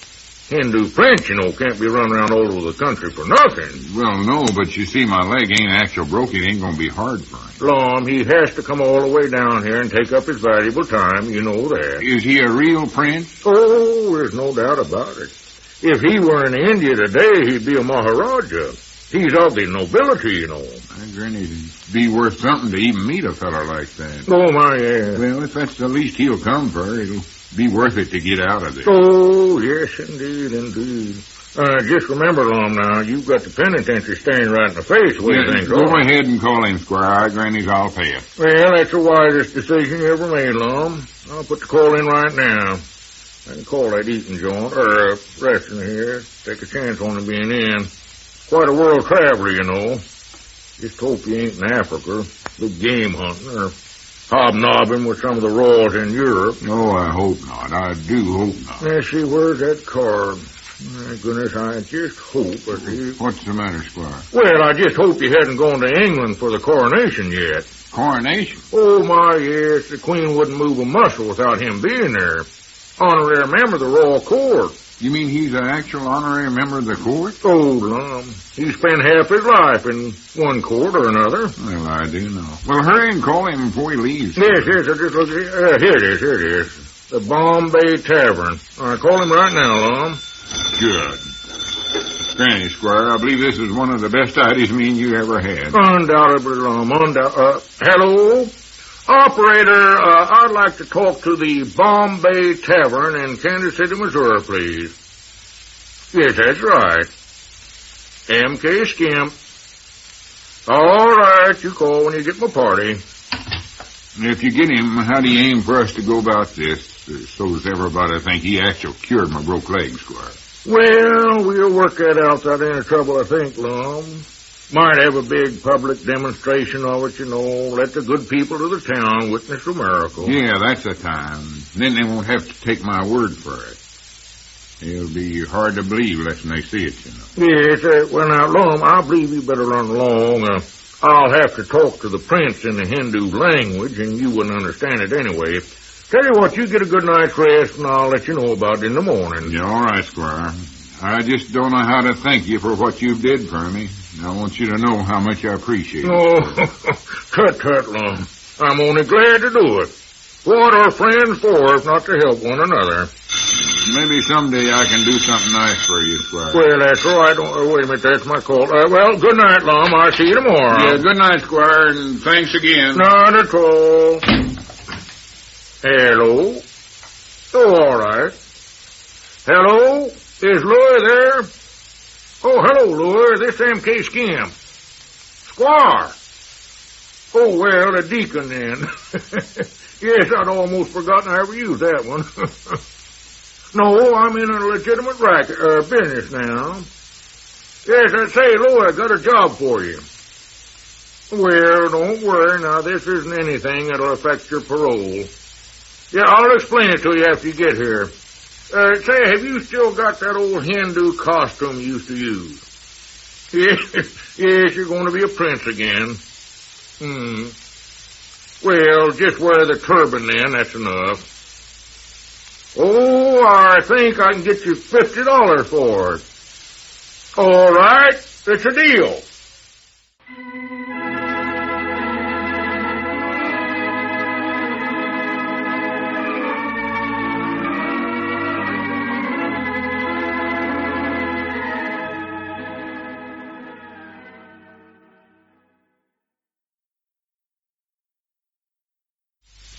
And now let's see what's going on down in Pine Ridge.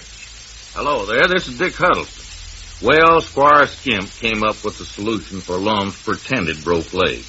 He's having a Hindu bone healer come to Pine Ridge and publicly heal Lum's leg, which will enable old Lum to throw his bandages and crutches away. Of course, what Lum don't know is that Squire's Hindu prince is just as fake as Lum's broke leg.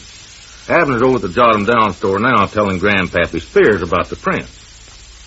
Yes, sir, Grandpap. He's a real, genuine imitation Hindu prince. Royalty. Oh, sassy Fred. Well, sassy Fred. He is done it. No royalties had come clean to Pine Ridge just to splice old Lum's pigeon-toed leg back together. Well, he ain't doing it for nothing. It's costing Lum $300. $300? Yes, sir. Well, for that kind of money, he'd have to be a royalties. Well, he is one, that's what I'm telling you. I told it I just can't hardly wait till he gets here so I can see him eat a batch of broke glass.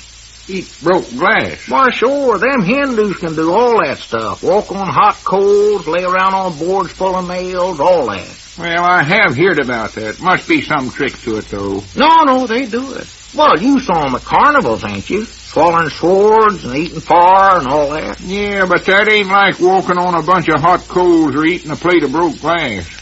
I don't believe none of that spavin'd-legged junk. Well, now, it's true. Lum showed me a picture in a magazine of one of them fellers. You oughta saw him. Outlandishest one human I ever seen. Never had hardly no clothes on at all. Just part of a sheet wrapped around him and... Maybe he just got out of bed. He might have. Had his head all wrapped up in a bandage, laying on a board full of nails. Yeah, I saw pictures like that. Don't know why he had his head bandaged up. That ain't where the spikes was sticking him. Well, them ain't bandages, Abner. That's his hat. His hat? Why, sure. It's a turbine, I believe they call it. Thought you said it was a hat. It is. A turbine is a Hindu hat, I think. Law me, I never knowed you could talk Hindu. Well, I never neither till just now. Another one of my hidden talents, I reckon. I've done pretty good, didn't I? Oh, sure. Well, maybe you and the prince can sit down and have a nice talk with one another. Yeah, we could, all right. Leastways, you could if you stick to the subject of hats. Yeah, we'll just talk about turbines. Good idea. Where's this prince at, anyways? Might run over and have a long chat with him. Well, I don't believe he's in town yet. Subject on hats. Yeah, well, the last time I talked to Lum, he weren't here yet, Grandpap. Well, whereabouts is he going to stay at when he does get here? I don't know. Ain't heard nobody say. More like, let's stay over that, now, wait a minute. Doggers, where would a Hindu prince stay in this town? Everybody here sleeps in beds. Yeah, well, natural. What do you expect folks to sleep in? Hog troughs? No, I mean this Hindu's used to sleeping on nails and spikes and all such as that. Oh, yeah, that's right. I forgot about that. Yeah, he's going to think we ain't very hospitable here in town. More than likely think we're old-timey. Well, now, here's the idea, Abner. I ain't slept in them beds over at Sister Simpson's boarding house myself, but from what I hear, some of them beds ought to do the trick. Well, they do say it. That's just like sleeping on a board, all right. Yeah, and with them springs sticking up through the mattresses, I believe you'd get the same effect as spikes. Yeah, well, would do in a pinch, I reckon. Wouldn't be quite as comfort as spikes, I don't suppose. No, but when a feller's traveling that way, he has to put up with some uncomforts. Got to rough it a little. Yeah. Of course, now, what's he going to do for victuals? Victuals? Why, sure. Everybody around here eats food. Ain't nobody I know of sets a table of broke glass and ground up razor blades and all that. No, I can't think of nobody offhand around here neither. Oh, they don't do it, Grandpap. Well, I guess you just have to eat over there at Luke Spears' lunchroom. Now, Grandpap, that's carrying things too far. Why so? What are you trying to do, give him the indigestions? Don't forget, he's a prince. We want to make a good impress on him. Abner, let's also not forget that Luke is my nephew, my own flesh and blood. I resent any remarks like that about our family. Let me ask you one question, Grandpap. Can you eat that meatloaf that Luke serves? Well, no, but who can? All right, then. But I'd think a varmint that swallows razor blades could handle a meatloaf all right. Wouldn't have as much flavor, I admit that. Of course, I know what a body could do, though. Just pass the victuals around everybody but him and then give him an extra, empty plate. Empty plate? Yeah. What are you trying to do, starve him to death? No, let him eat the plate. Oh, yeah. Sure. That's more likely the part he'd like the best. Let him eat the plate, cup and saucer, all the dishes. Yes, that's all the problem. Oh, I'd love to see him do some of that pigeon-toed junk the worst way. Me too. I'm just dying of the curiosities. Hey, do you reckon maybe we can get him to put on a demonstrate again he gets done healing up Lum's pigeon-toed leg? I don't know. I hope so. Ain't no one thing I'd rather see than to see... wait a minute. Here comes old Lum hobbling up out there. We'll just ask him about it. Yeah. Oh, howdy, Lum. Doggos, I'm glad you're here, Lum. It's something we want to ask you. Well, don't rush me. I gotta rest for a minute. Granny's, Wore to a frazzle. War to a friend, huh? Yeah, well, here, sit down. Let me help you with them crutches. Here, give them to me. Granny, them things are hard to get around on. Where you been all morning? Oh, I've been over at the lodge hall. Squire called me and asked if I'd make the arrangements to put on the healing demonstrate over there. He couldn't do it because he had to go meet the prince. Doggies, is the prince here already? No, I don't know. I ain't here yet. Oh, I can't hardly wait. Ask him about the glass chomping and all that, Abner. Oh, yeah. Say, Lum, reckon we could get the prince to put on a demonstrate of that other junk? What other junk? Oh, you know, walking on hot coals and all that. Oh, well, I don't know. You'll have to ask Squire. The prince is his friend, not mine.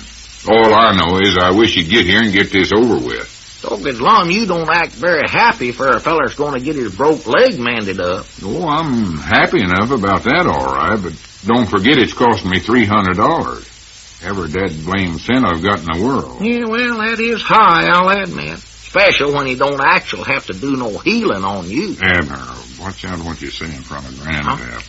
He don't know my leg ain't actual broke. Oh, yeah, well, he don't hear nothing anybody else says anyway. What'd you say, Abner? Oh, nothing, Grandpap. Sounded like you said I never heard nothing nobody else ever said. Oh, no, I just said, hi, Doggies, wait a minute, there comes Squire Skin.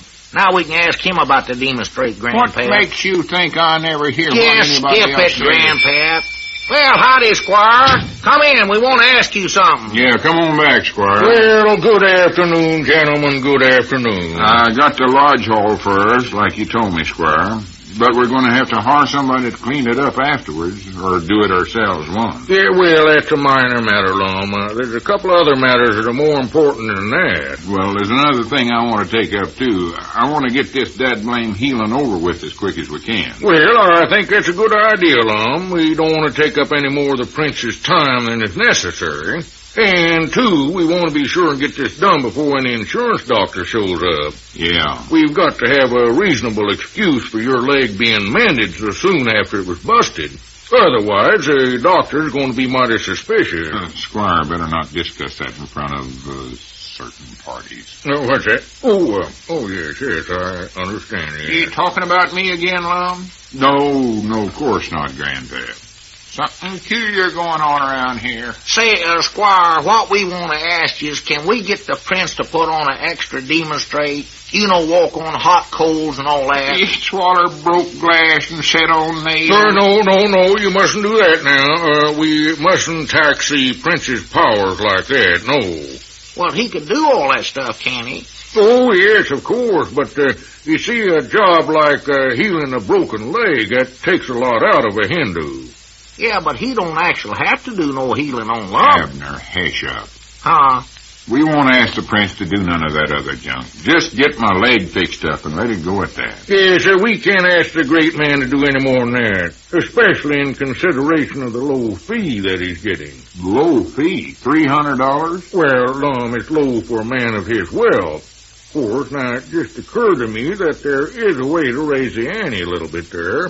We might nick the public charge the public 25 cents a head to see him demonstrate on you. You know, we don't do no such a thing, Squire. If he ain't satisfied with the $300, we'll just call the whole thing off right here and now. Lum, you can't do that. And I think you realize why. Yeah, I know, but And you said yourself we'll need some extra money to hire somebody to clean up the lodge hall and put the chairs away and all that. I'll do that myself. We ain't charging nobody to see this. Yeah, all right. Don't get all head up about it. We've got other problems to figure out now anyway. And the first one is we need a place for the prince to stay. Yeah, when's he going to get here, Squire? Well, he's already here, over at my office. He is. Yes, I didn't tell you. That's where I went this morning. I met him at the county seat. Oh, yeah, that's right. Doggies, we ought to had a parade for him when he come to town. Why, sure. This ain't no way for a prince to sneak into town. Or to tore up paper and throw it up in the air and let it fall down on him. Give him a police escort. No, that's one thing the prince has a horror of, the police. Or that is, police escorts, I mean. Very sensitive man, the prince. Well, we could have the constable walk around town. No, just forget that idea altogether. What's the big problem of where he's going to stay at? Can he stay at your place, Squire? No, Mrs. Skimp won't let him in the house. Mrs. Skimp feels that our humble abode is not grand enough for an illustrious member of the royalty like the prince. Oh, I see. And I checked with Sister Simpson, and she hasn't got a single vacant room at the boarding house. Squire, I don't know whether our place is lustrous enough or not, but I'd sure be proud to put the prince up over there for the night. No, Abner. Royalty ain't going to want to stay at you. I think that's a fine idea, and I appreciate it very much, too, Abner.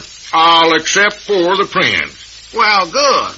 I'll go and tell him right now he's all fixed up. Lum, you better come with me, too. I think we better have a little rehearsal before the performance tomorrow. Yeah, all right. Yeah, I want to meet the prince anyway. Why, of course. I'll be back after a while, Abner. Hey, wait a minute, Lum. You forgot your crutches. Huh? Oh, yeah. Well, hand them to me, Abner. Yeah, all right. Here you go. Take them. Yeah, thanks. Hurry up, Lum. I'm hurrying as fast as I can with these dud-blame things. I don't it, Grandpap. I done it. Done what? Don't you see, if they won't let the prince put on a demon straight to Lodge Hall, why, we'll have him put one on for me and you over at my place. Huh? You come over to supper tonight, too. We'll put him, put pin cushions on his chair and serve him a bowl of ground glass and get a box of hot coals for him to stand in. I don't know what all. Jimmy, now you're cooking, Abner. Oh, no, I tell you, Grandpap, this'll be a night we won't forget for a long time. Nor the prince neither.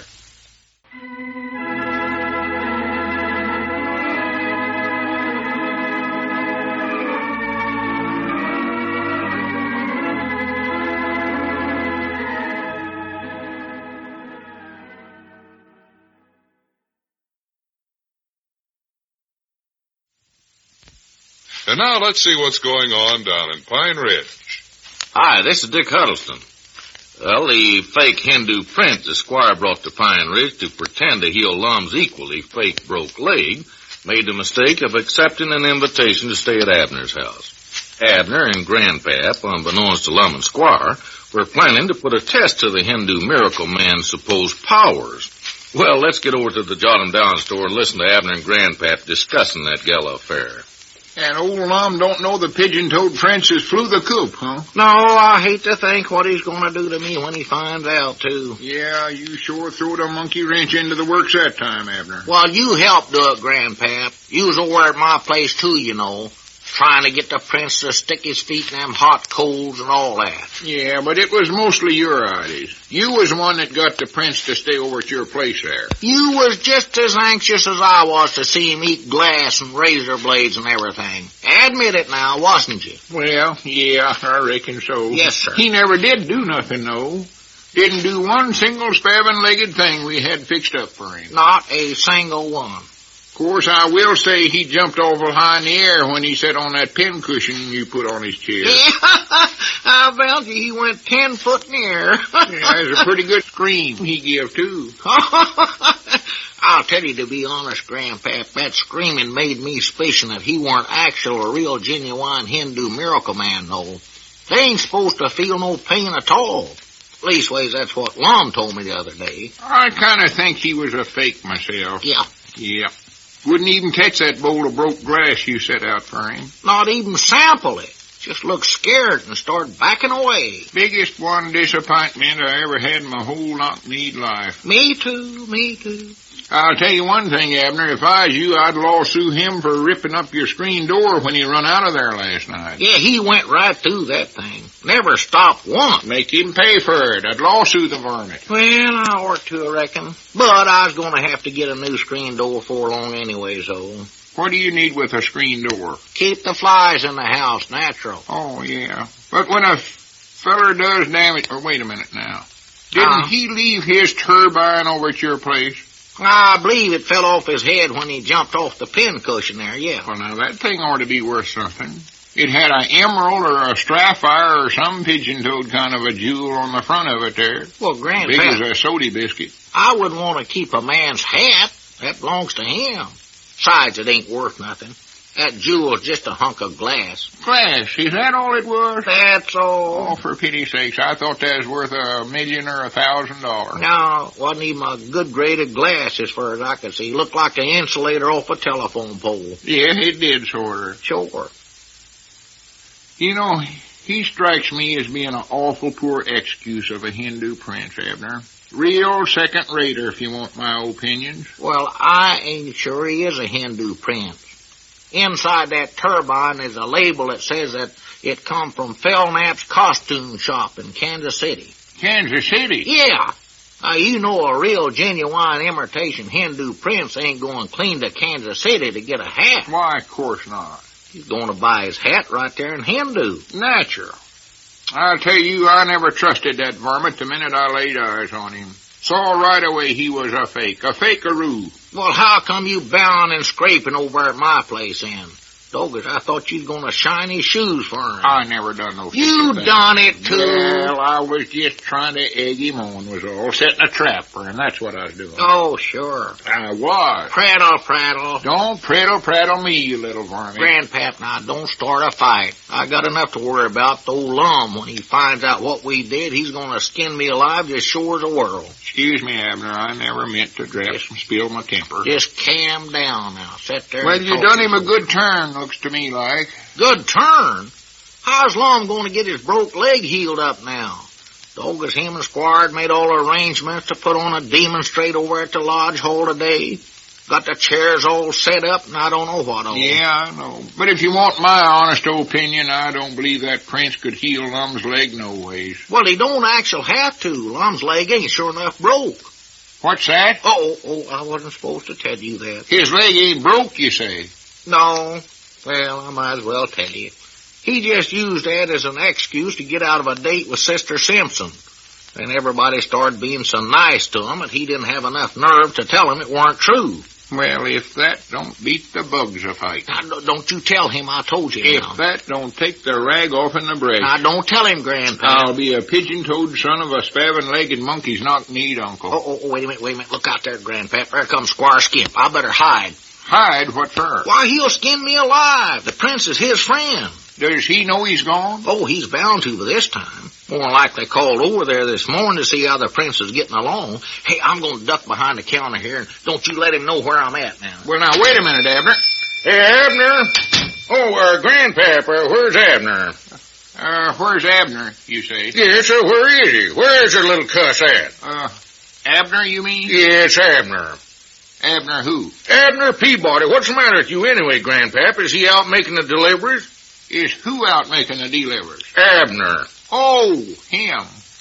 What'd you want to see him about, Squire? Grandpap, did you know what that little varmint did? He ran Prince Kush out of town. Oh, he never. He did it, scared the daylights out of him. Just wait till I get my hands on that Abner. How do you know he done all that, Squire? Why, the prince told me. He phoned me from Joplin, Missouri about a half hour ago. He said that Abner and some other old goat, I don't know who that was. Yeah, I reckon who that could have been. Well, he said those two fiends submitted him to an evening of the worst torture you could imagine. Worse than the old Spanish Inquisition. Said he was lucky to get out of there with his life. Well, I do know. You know anything about this, Grandpap? Anything about what? What I've just been telling you. Oh, that. Great balls of fire, Grandpap. Can't you understand anything? Well, you're raving and ranting so hard there, fussing and fuming, it's hard to follow what you're saying. All right, I'll slow down. Just tell me this. Do you know where he's at? Where who's at? Abner. Abner who? Dadgummit, Grandpap, you're driving me to distraction. Is Abner out making the deliveries? Abner Peabody, that is. Well, now, he generally does make them just about this time every day. Well, I'll find him. If he comes back here, why, don't let him get away. Yeah, all right, Squire. All right, Abner, you can come out now. He's gone. Doggos, Grandpap, you done good. You sure saved my life. If I can ever do you a favor, just let me know, buddy boy. Well, I'll tell you, buddy boy, there's one favor you can do right now. Good. What is it? Just don't tell Squire who that other old goat was that helped you run the prince out of town. Well, if you stay here and warn me every time Squire comes back so's I can hide again. Well, Abner, I can't sit here all day and... Uh-oh, look who's coming up out there now. Oh, my goodness, Squire. No, it's just as bad, though. It's Lum. Oh, me, I better hide again. Yeah, it's too late. Too late, Abner. Besides, you got to face him sooner or later anyway. You better just confess. Yeah, I reckon so. Oh, I dread this. Morning, Lum. Yeah. Morning, Abner. Oh, howdy, Grandpap. How are you? Oh, just only tolerably, Lum. Nice day, ain't it, Lum? Well, I never paid no particular attention where it was or not. Oh, but you don't look like you feel very good. Oh, I don't, Abner, I don't. Oh, well, here, let me help you with a rocker. That's it now. Just take it easy, old boy. Grandpap, take his crutches for him there. Yeah, you betcha. Easy now, Lum. Now, just sit down. Want me to get you a pillar to sit on? How about a dipper of water? Are you warm enough? Are you comfort? Well, for goodness sake, stop hovering over me, Abner. I just want to be good to you, Lum, 'cause I love and admire you so much. Wait a minute. Wait just a minute. Huh? What are you putting on this big act for? What have you did wrong now, Abner? Huh? Come on, tell me, what have you did? Why, I ain't did nothing. Hardly. What is it? Well, Lum, I never meant to do it. Here we go. Grannies, you'd think I'd had enough troubles for one human being, but no. No, you got a pile of batch more on top of them. Well, I'm sorrowful, Lum. Never slept hardly a wink all night trying to figure what's right and what's wrong, and now come down here. Well, go on, tell me, what'd you do? Well, actually, we was trying to help you, Lum, sorta, and we was just trying to make him feel at home. Make who feel at home? The Prince Ollie Kush. Me and Grandpap was just trying to make him comfort and all, and then... Oh, you was mixed up in this too, huh, Grandpap? Sure he was. It was mostly Abner's idea. You was studying him up, too. It was your idea to try to get him to swallow that hot poker. Swallow a hot poker? For some reason, he never done it, though. What in the world was you fellers doing now? Just trying to get him to give us a demonstrate how them Hindus do all that stuff, that's all. Get him to sit on spikes and eat razor blades, all that junk. Oh, for goodness sake. He wouldn't do a single thing, just kept backing away, eyes bugged out like a tromped-on toad frog. And when Grandpap bring in a scuttle of hot coals for him to stand in, he run out of there screaming something wonderful. Yeah, run right through the screen door. And I guess he never stopped till he got to Joplin, Missouri. Yeah, or leastways that's where he was when he phoned Squire about it. Oh, then Squire knows this already, huh? Oh, yeah, he was in here raising a ruckus like you never heard before. But honest, Lum, we never knowed the Prince was going to act that way. We never meant to ruin that healing demonstrate today. Honest. Honest. Abner. Now, Lum, don't whop me. Abner, I want to shake your hand. Please, Lum, I'll make it up to... I said I want to shake your hand. Shake my hand. What do you got in there? You might not know it, but you done me a favor. I did? Yes, sir. The reason I never slept last night was because I don't know where I ought to go through with this demonstrate or not. Just seemed like all I was doing was adding another fib onto the one I'd already told that got me into all this. And that just ain't right. It ain't, huh? Of course not. If a feller does something wrong, he can't make it right by doing another wrong. He's got to pay for it in some way. Well, I'll chip in. How much will it cost? I don't mean pay for it in money. I mean a feller has to... You got to take the consequences, and that's what I'm going to do. How?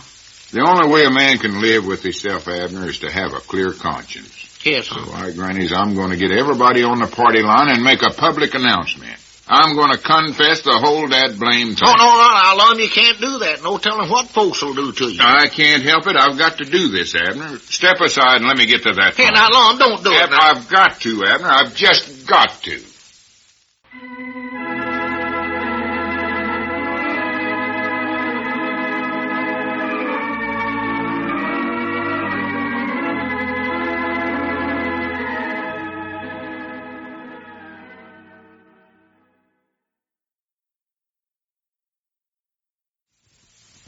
And now let's see what's going on down in Pine Ridge. Hello there, this is Dick Huddleston speaking.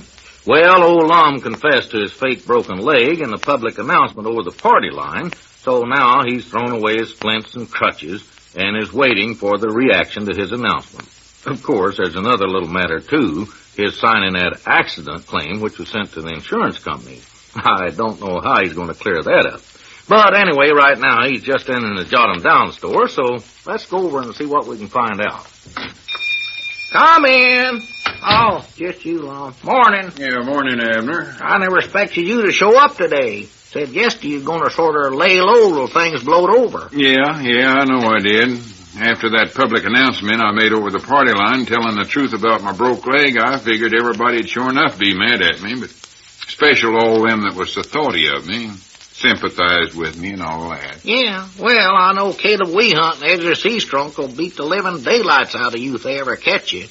After the way they come over to your place and toted you out in the yard in your rocker and all that. Well, now, that's the peculiar part about it, Abner.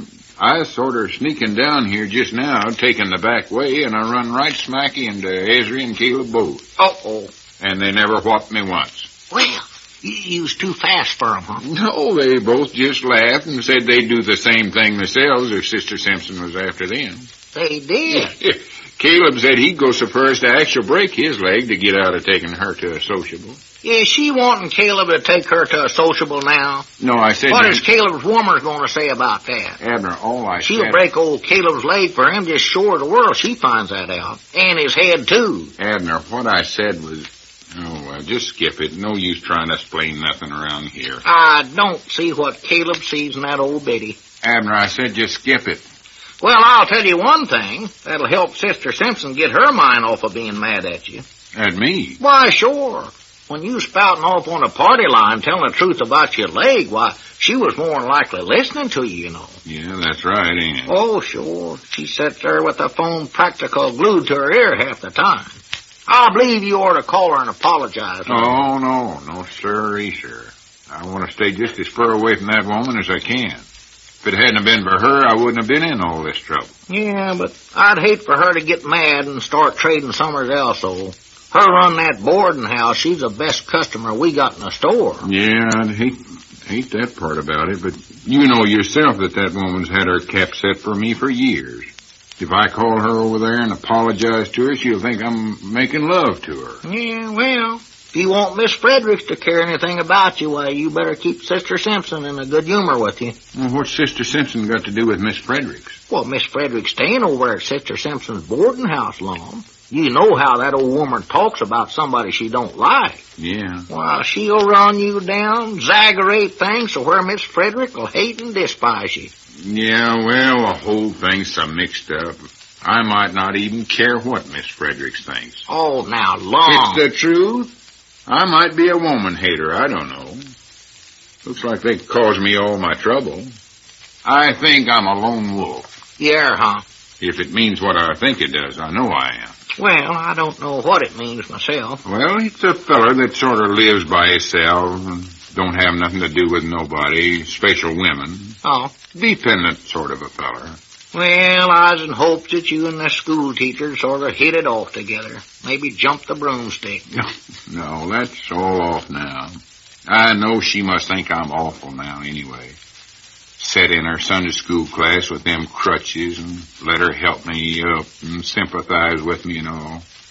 Now that she knows it's a fake, she won't want nothing more to do with me. Well, maybe there's somebody else you can marry. Who? Oh, well, I don't know offhand. How about Ezra's old maid sister? I know Ezra'd like to get shut of her, and she's a good cook. No, sir. Too old. Too old? She's younger than Ezra. You and him's about the same age. Too old. Well, how old do you think you are anyway, Lum? You looked at them pictures of yourself to where you just don't know how old you are. Been looking at them that was took about 25 years ago. You forget you've got older since then. I don't look as old as Ezra and his sister, I know that. They're old enough to be one another's grandma. Have you took a look at yourself lately in a looking glass? You mean in the dark or with the light on? With the light on. Well, yeah, but you can't tell nothing by that. Why not? I wouldn't go by that mirror for nothing. It ain't made right somewhere or other. I don't know. I look at it one way and I've got a big lantern jaw, and then I look at it another way and I ain't got no chin at all. Used to scare me the way one of my eyes would look about 4 times as big as the other until I'd move my head and then the other eye'd get bigger than the first one. Now, you know that ain't right. No, your eyes is about the same size. They're mates, all right. Well, one of them is anyway. No, it's that mirror. It's sure. Well, there comes Cedric out there. What's he doing out of school? No telling that boy. Come in, Cedric. What are you doing running around this time of day? Oh, I've been appointed moniker of the third reader, and Moniker? What in the world's that, Cedric? Well, I don't know for sure. I'm in charge of different stuff, though. Chalk and erasers and... Well, I'm a moniker, I know that. Well, that's nice. Whatever it is. I think you mean monitor, don't you, Cedric? Yes, Mom, that's it. Moniker. I get to carry the flag, too. Well, good for you. Anyways, we've run out of chalk, and Miss Frederick sent me out to see if I could get some more. Well, let's see. Seemed like we had a box of chalk around here summers. I tried Dick Huddleston's store, and he never had none. Yeah, well, let me take a look here, Cedric. How is Miss Frederick, Cedric? Oh, she's all right, I reckon. I walked to school with her this morning. She talked about you right smart. About me? Uh-oh. She heard you on the party line making some kind of a public announcement, she said. Yeah, I feared she would. Dad blame it all anyway. She would have to be listening. But it felt like a big rock was lifted off my chest when I confessed everything, I know that. I don't know, I just wish she hadn't heard it. She said she admired you. Yeah, here you are, Cedric. Now, some of this chalk is broke, but it'll help you out. You better rush on back over to school Well, now. wait a minute. Don't rush him, Abner. She said she admired me. Yes, Mom. It said it taken a heap of courage to do whatever you done, and she admired you for it. Well, Abner, did you hear that? She admires me. She admires me. Grannies, I've always said that honesty is the best policy, and this proves it. Cedric, I might just walk back to school with you and help you carry the chalk. Mom, I thought you was going to be a lone wolf from now on. Well, I don't have to be alone all the time. Come on, Cedric. Oh, I can carry the chalk by myself, Mr. Lum. Well, you're liable to drop the box and break the rest of the chalk in there. Now, I better handle it. Lom, let him do it. He's the moniker. I know, but we do deliver service here. Lom, for the lamb's sakes. Well, I'm the head chalk moniker, so I guess I better take the box myself, Mr. Lum.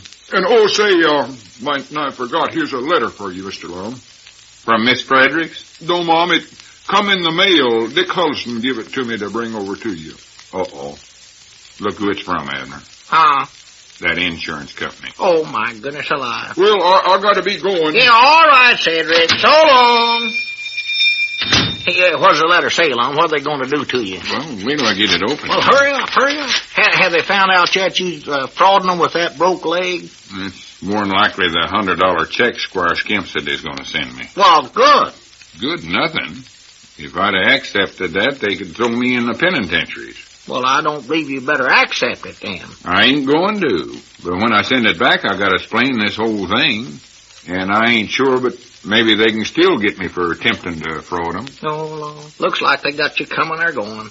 Do they say anything in the letter, or is it just a check in there? No, wait a minute, I ain't looked it yet. Let's see. No check in here at all. Uh-oh, they must be on to you, Lum. Well, for goodness sakes.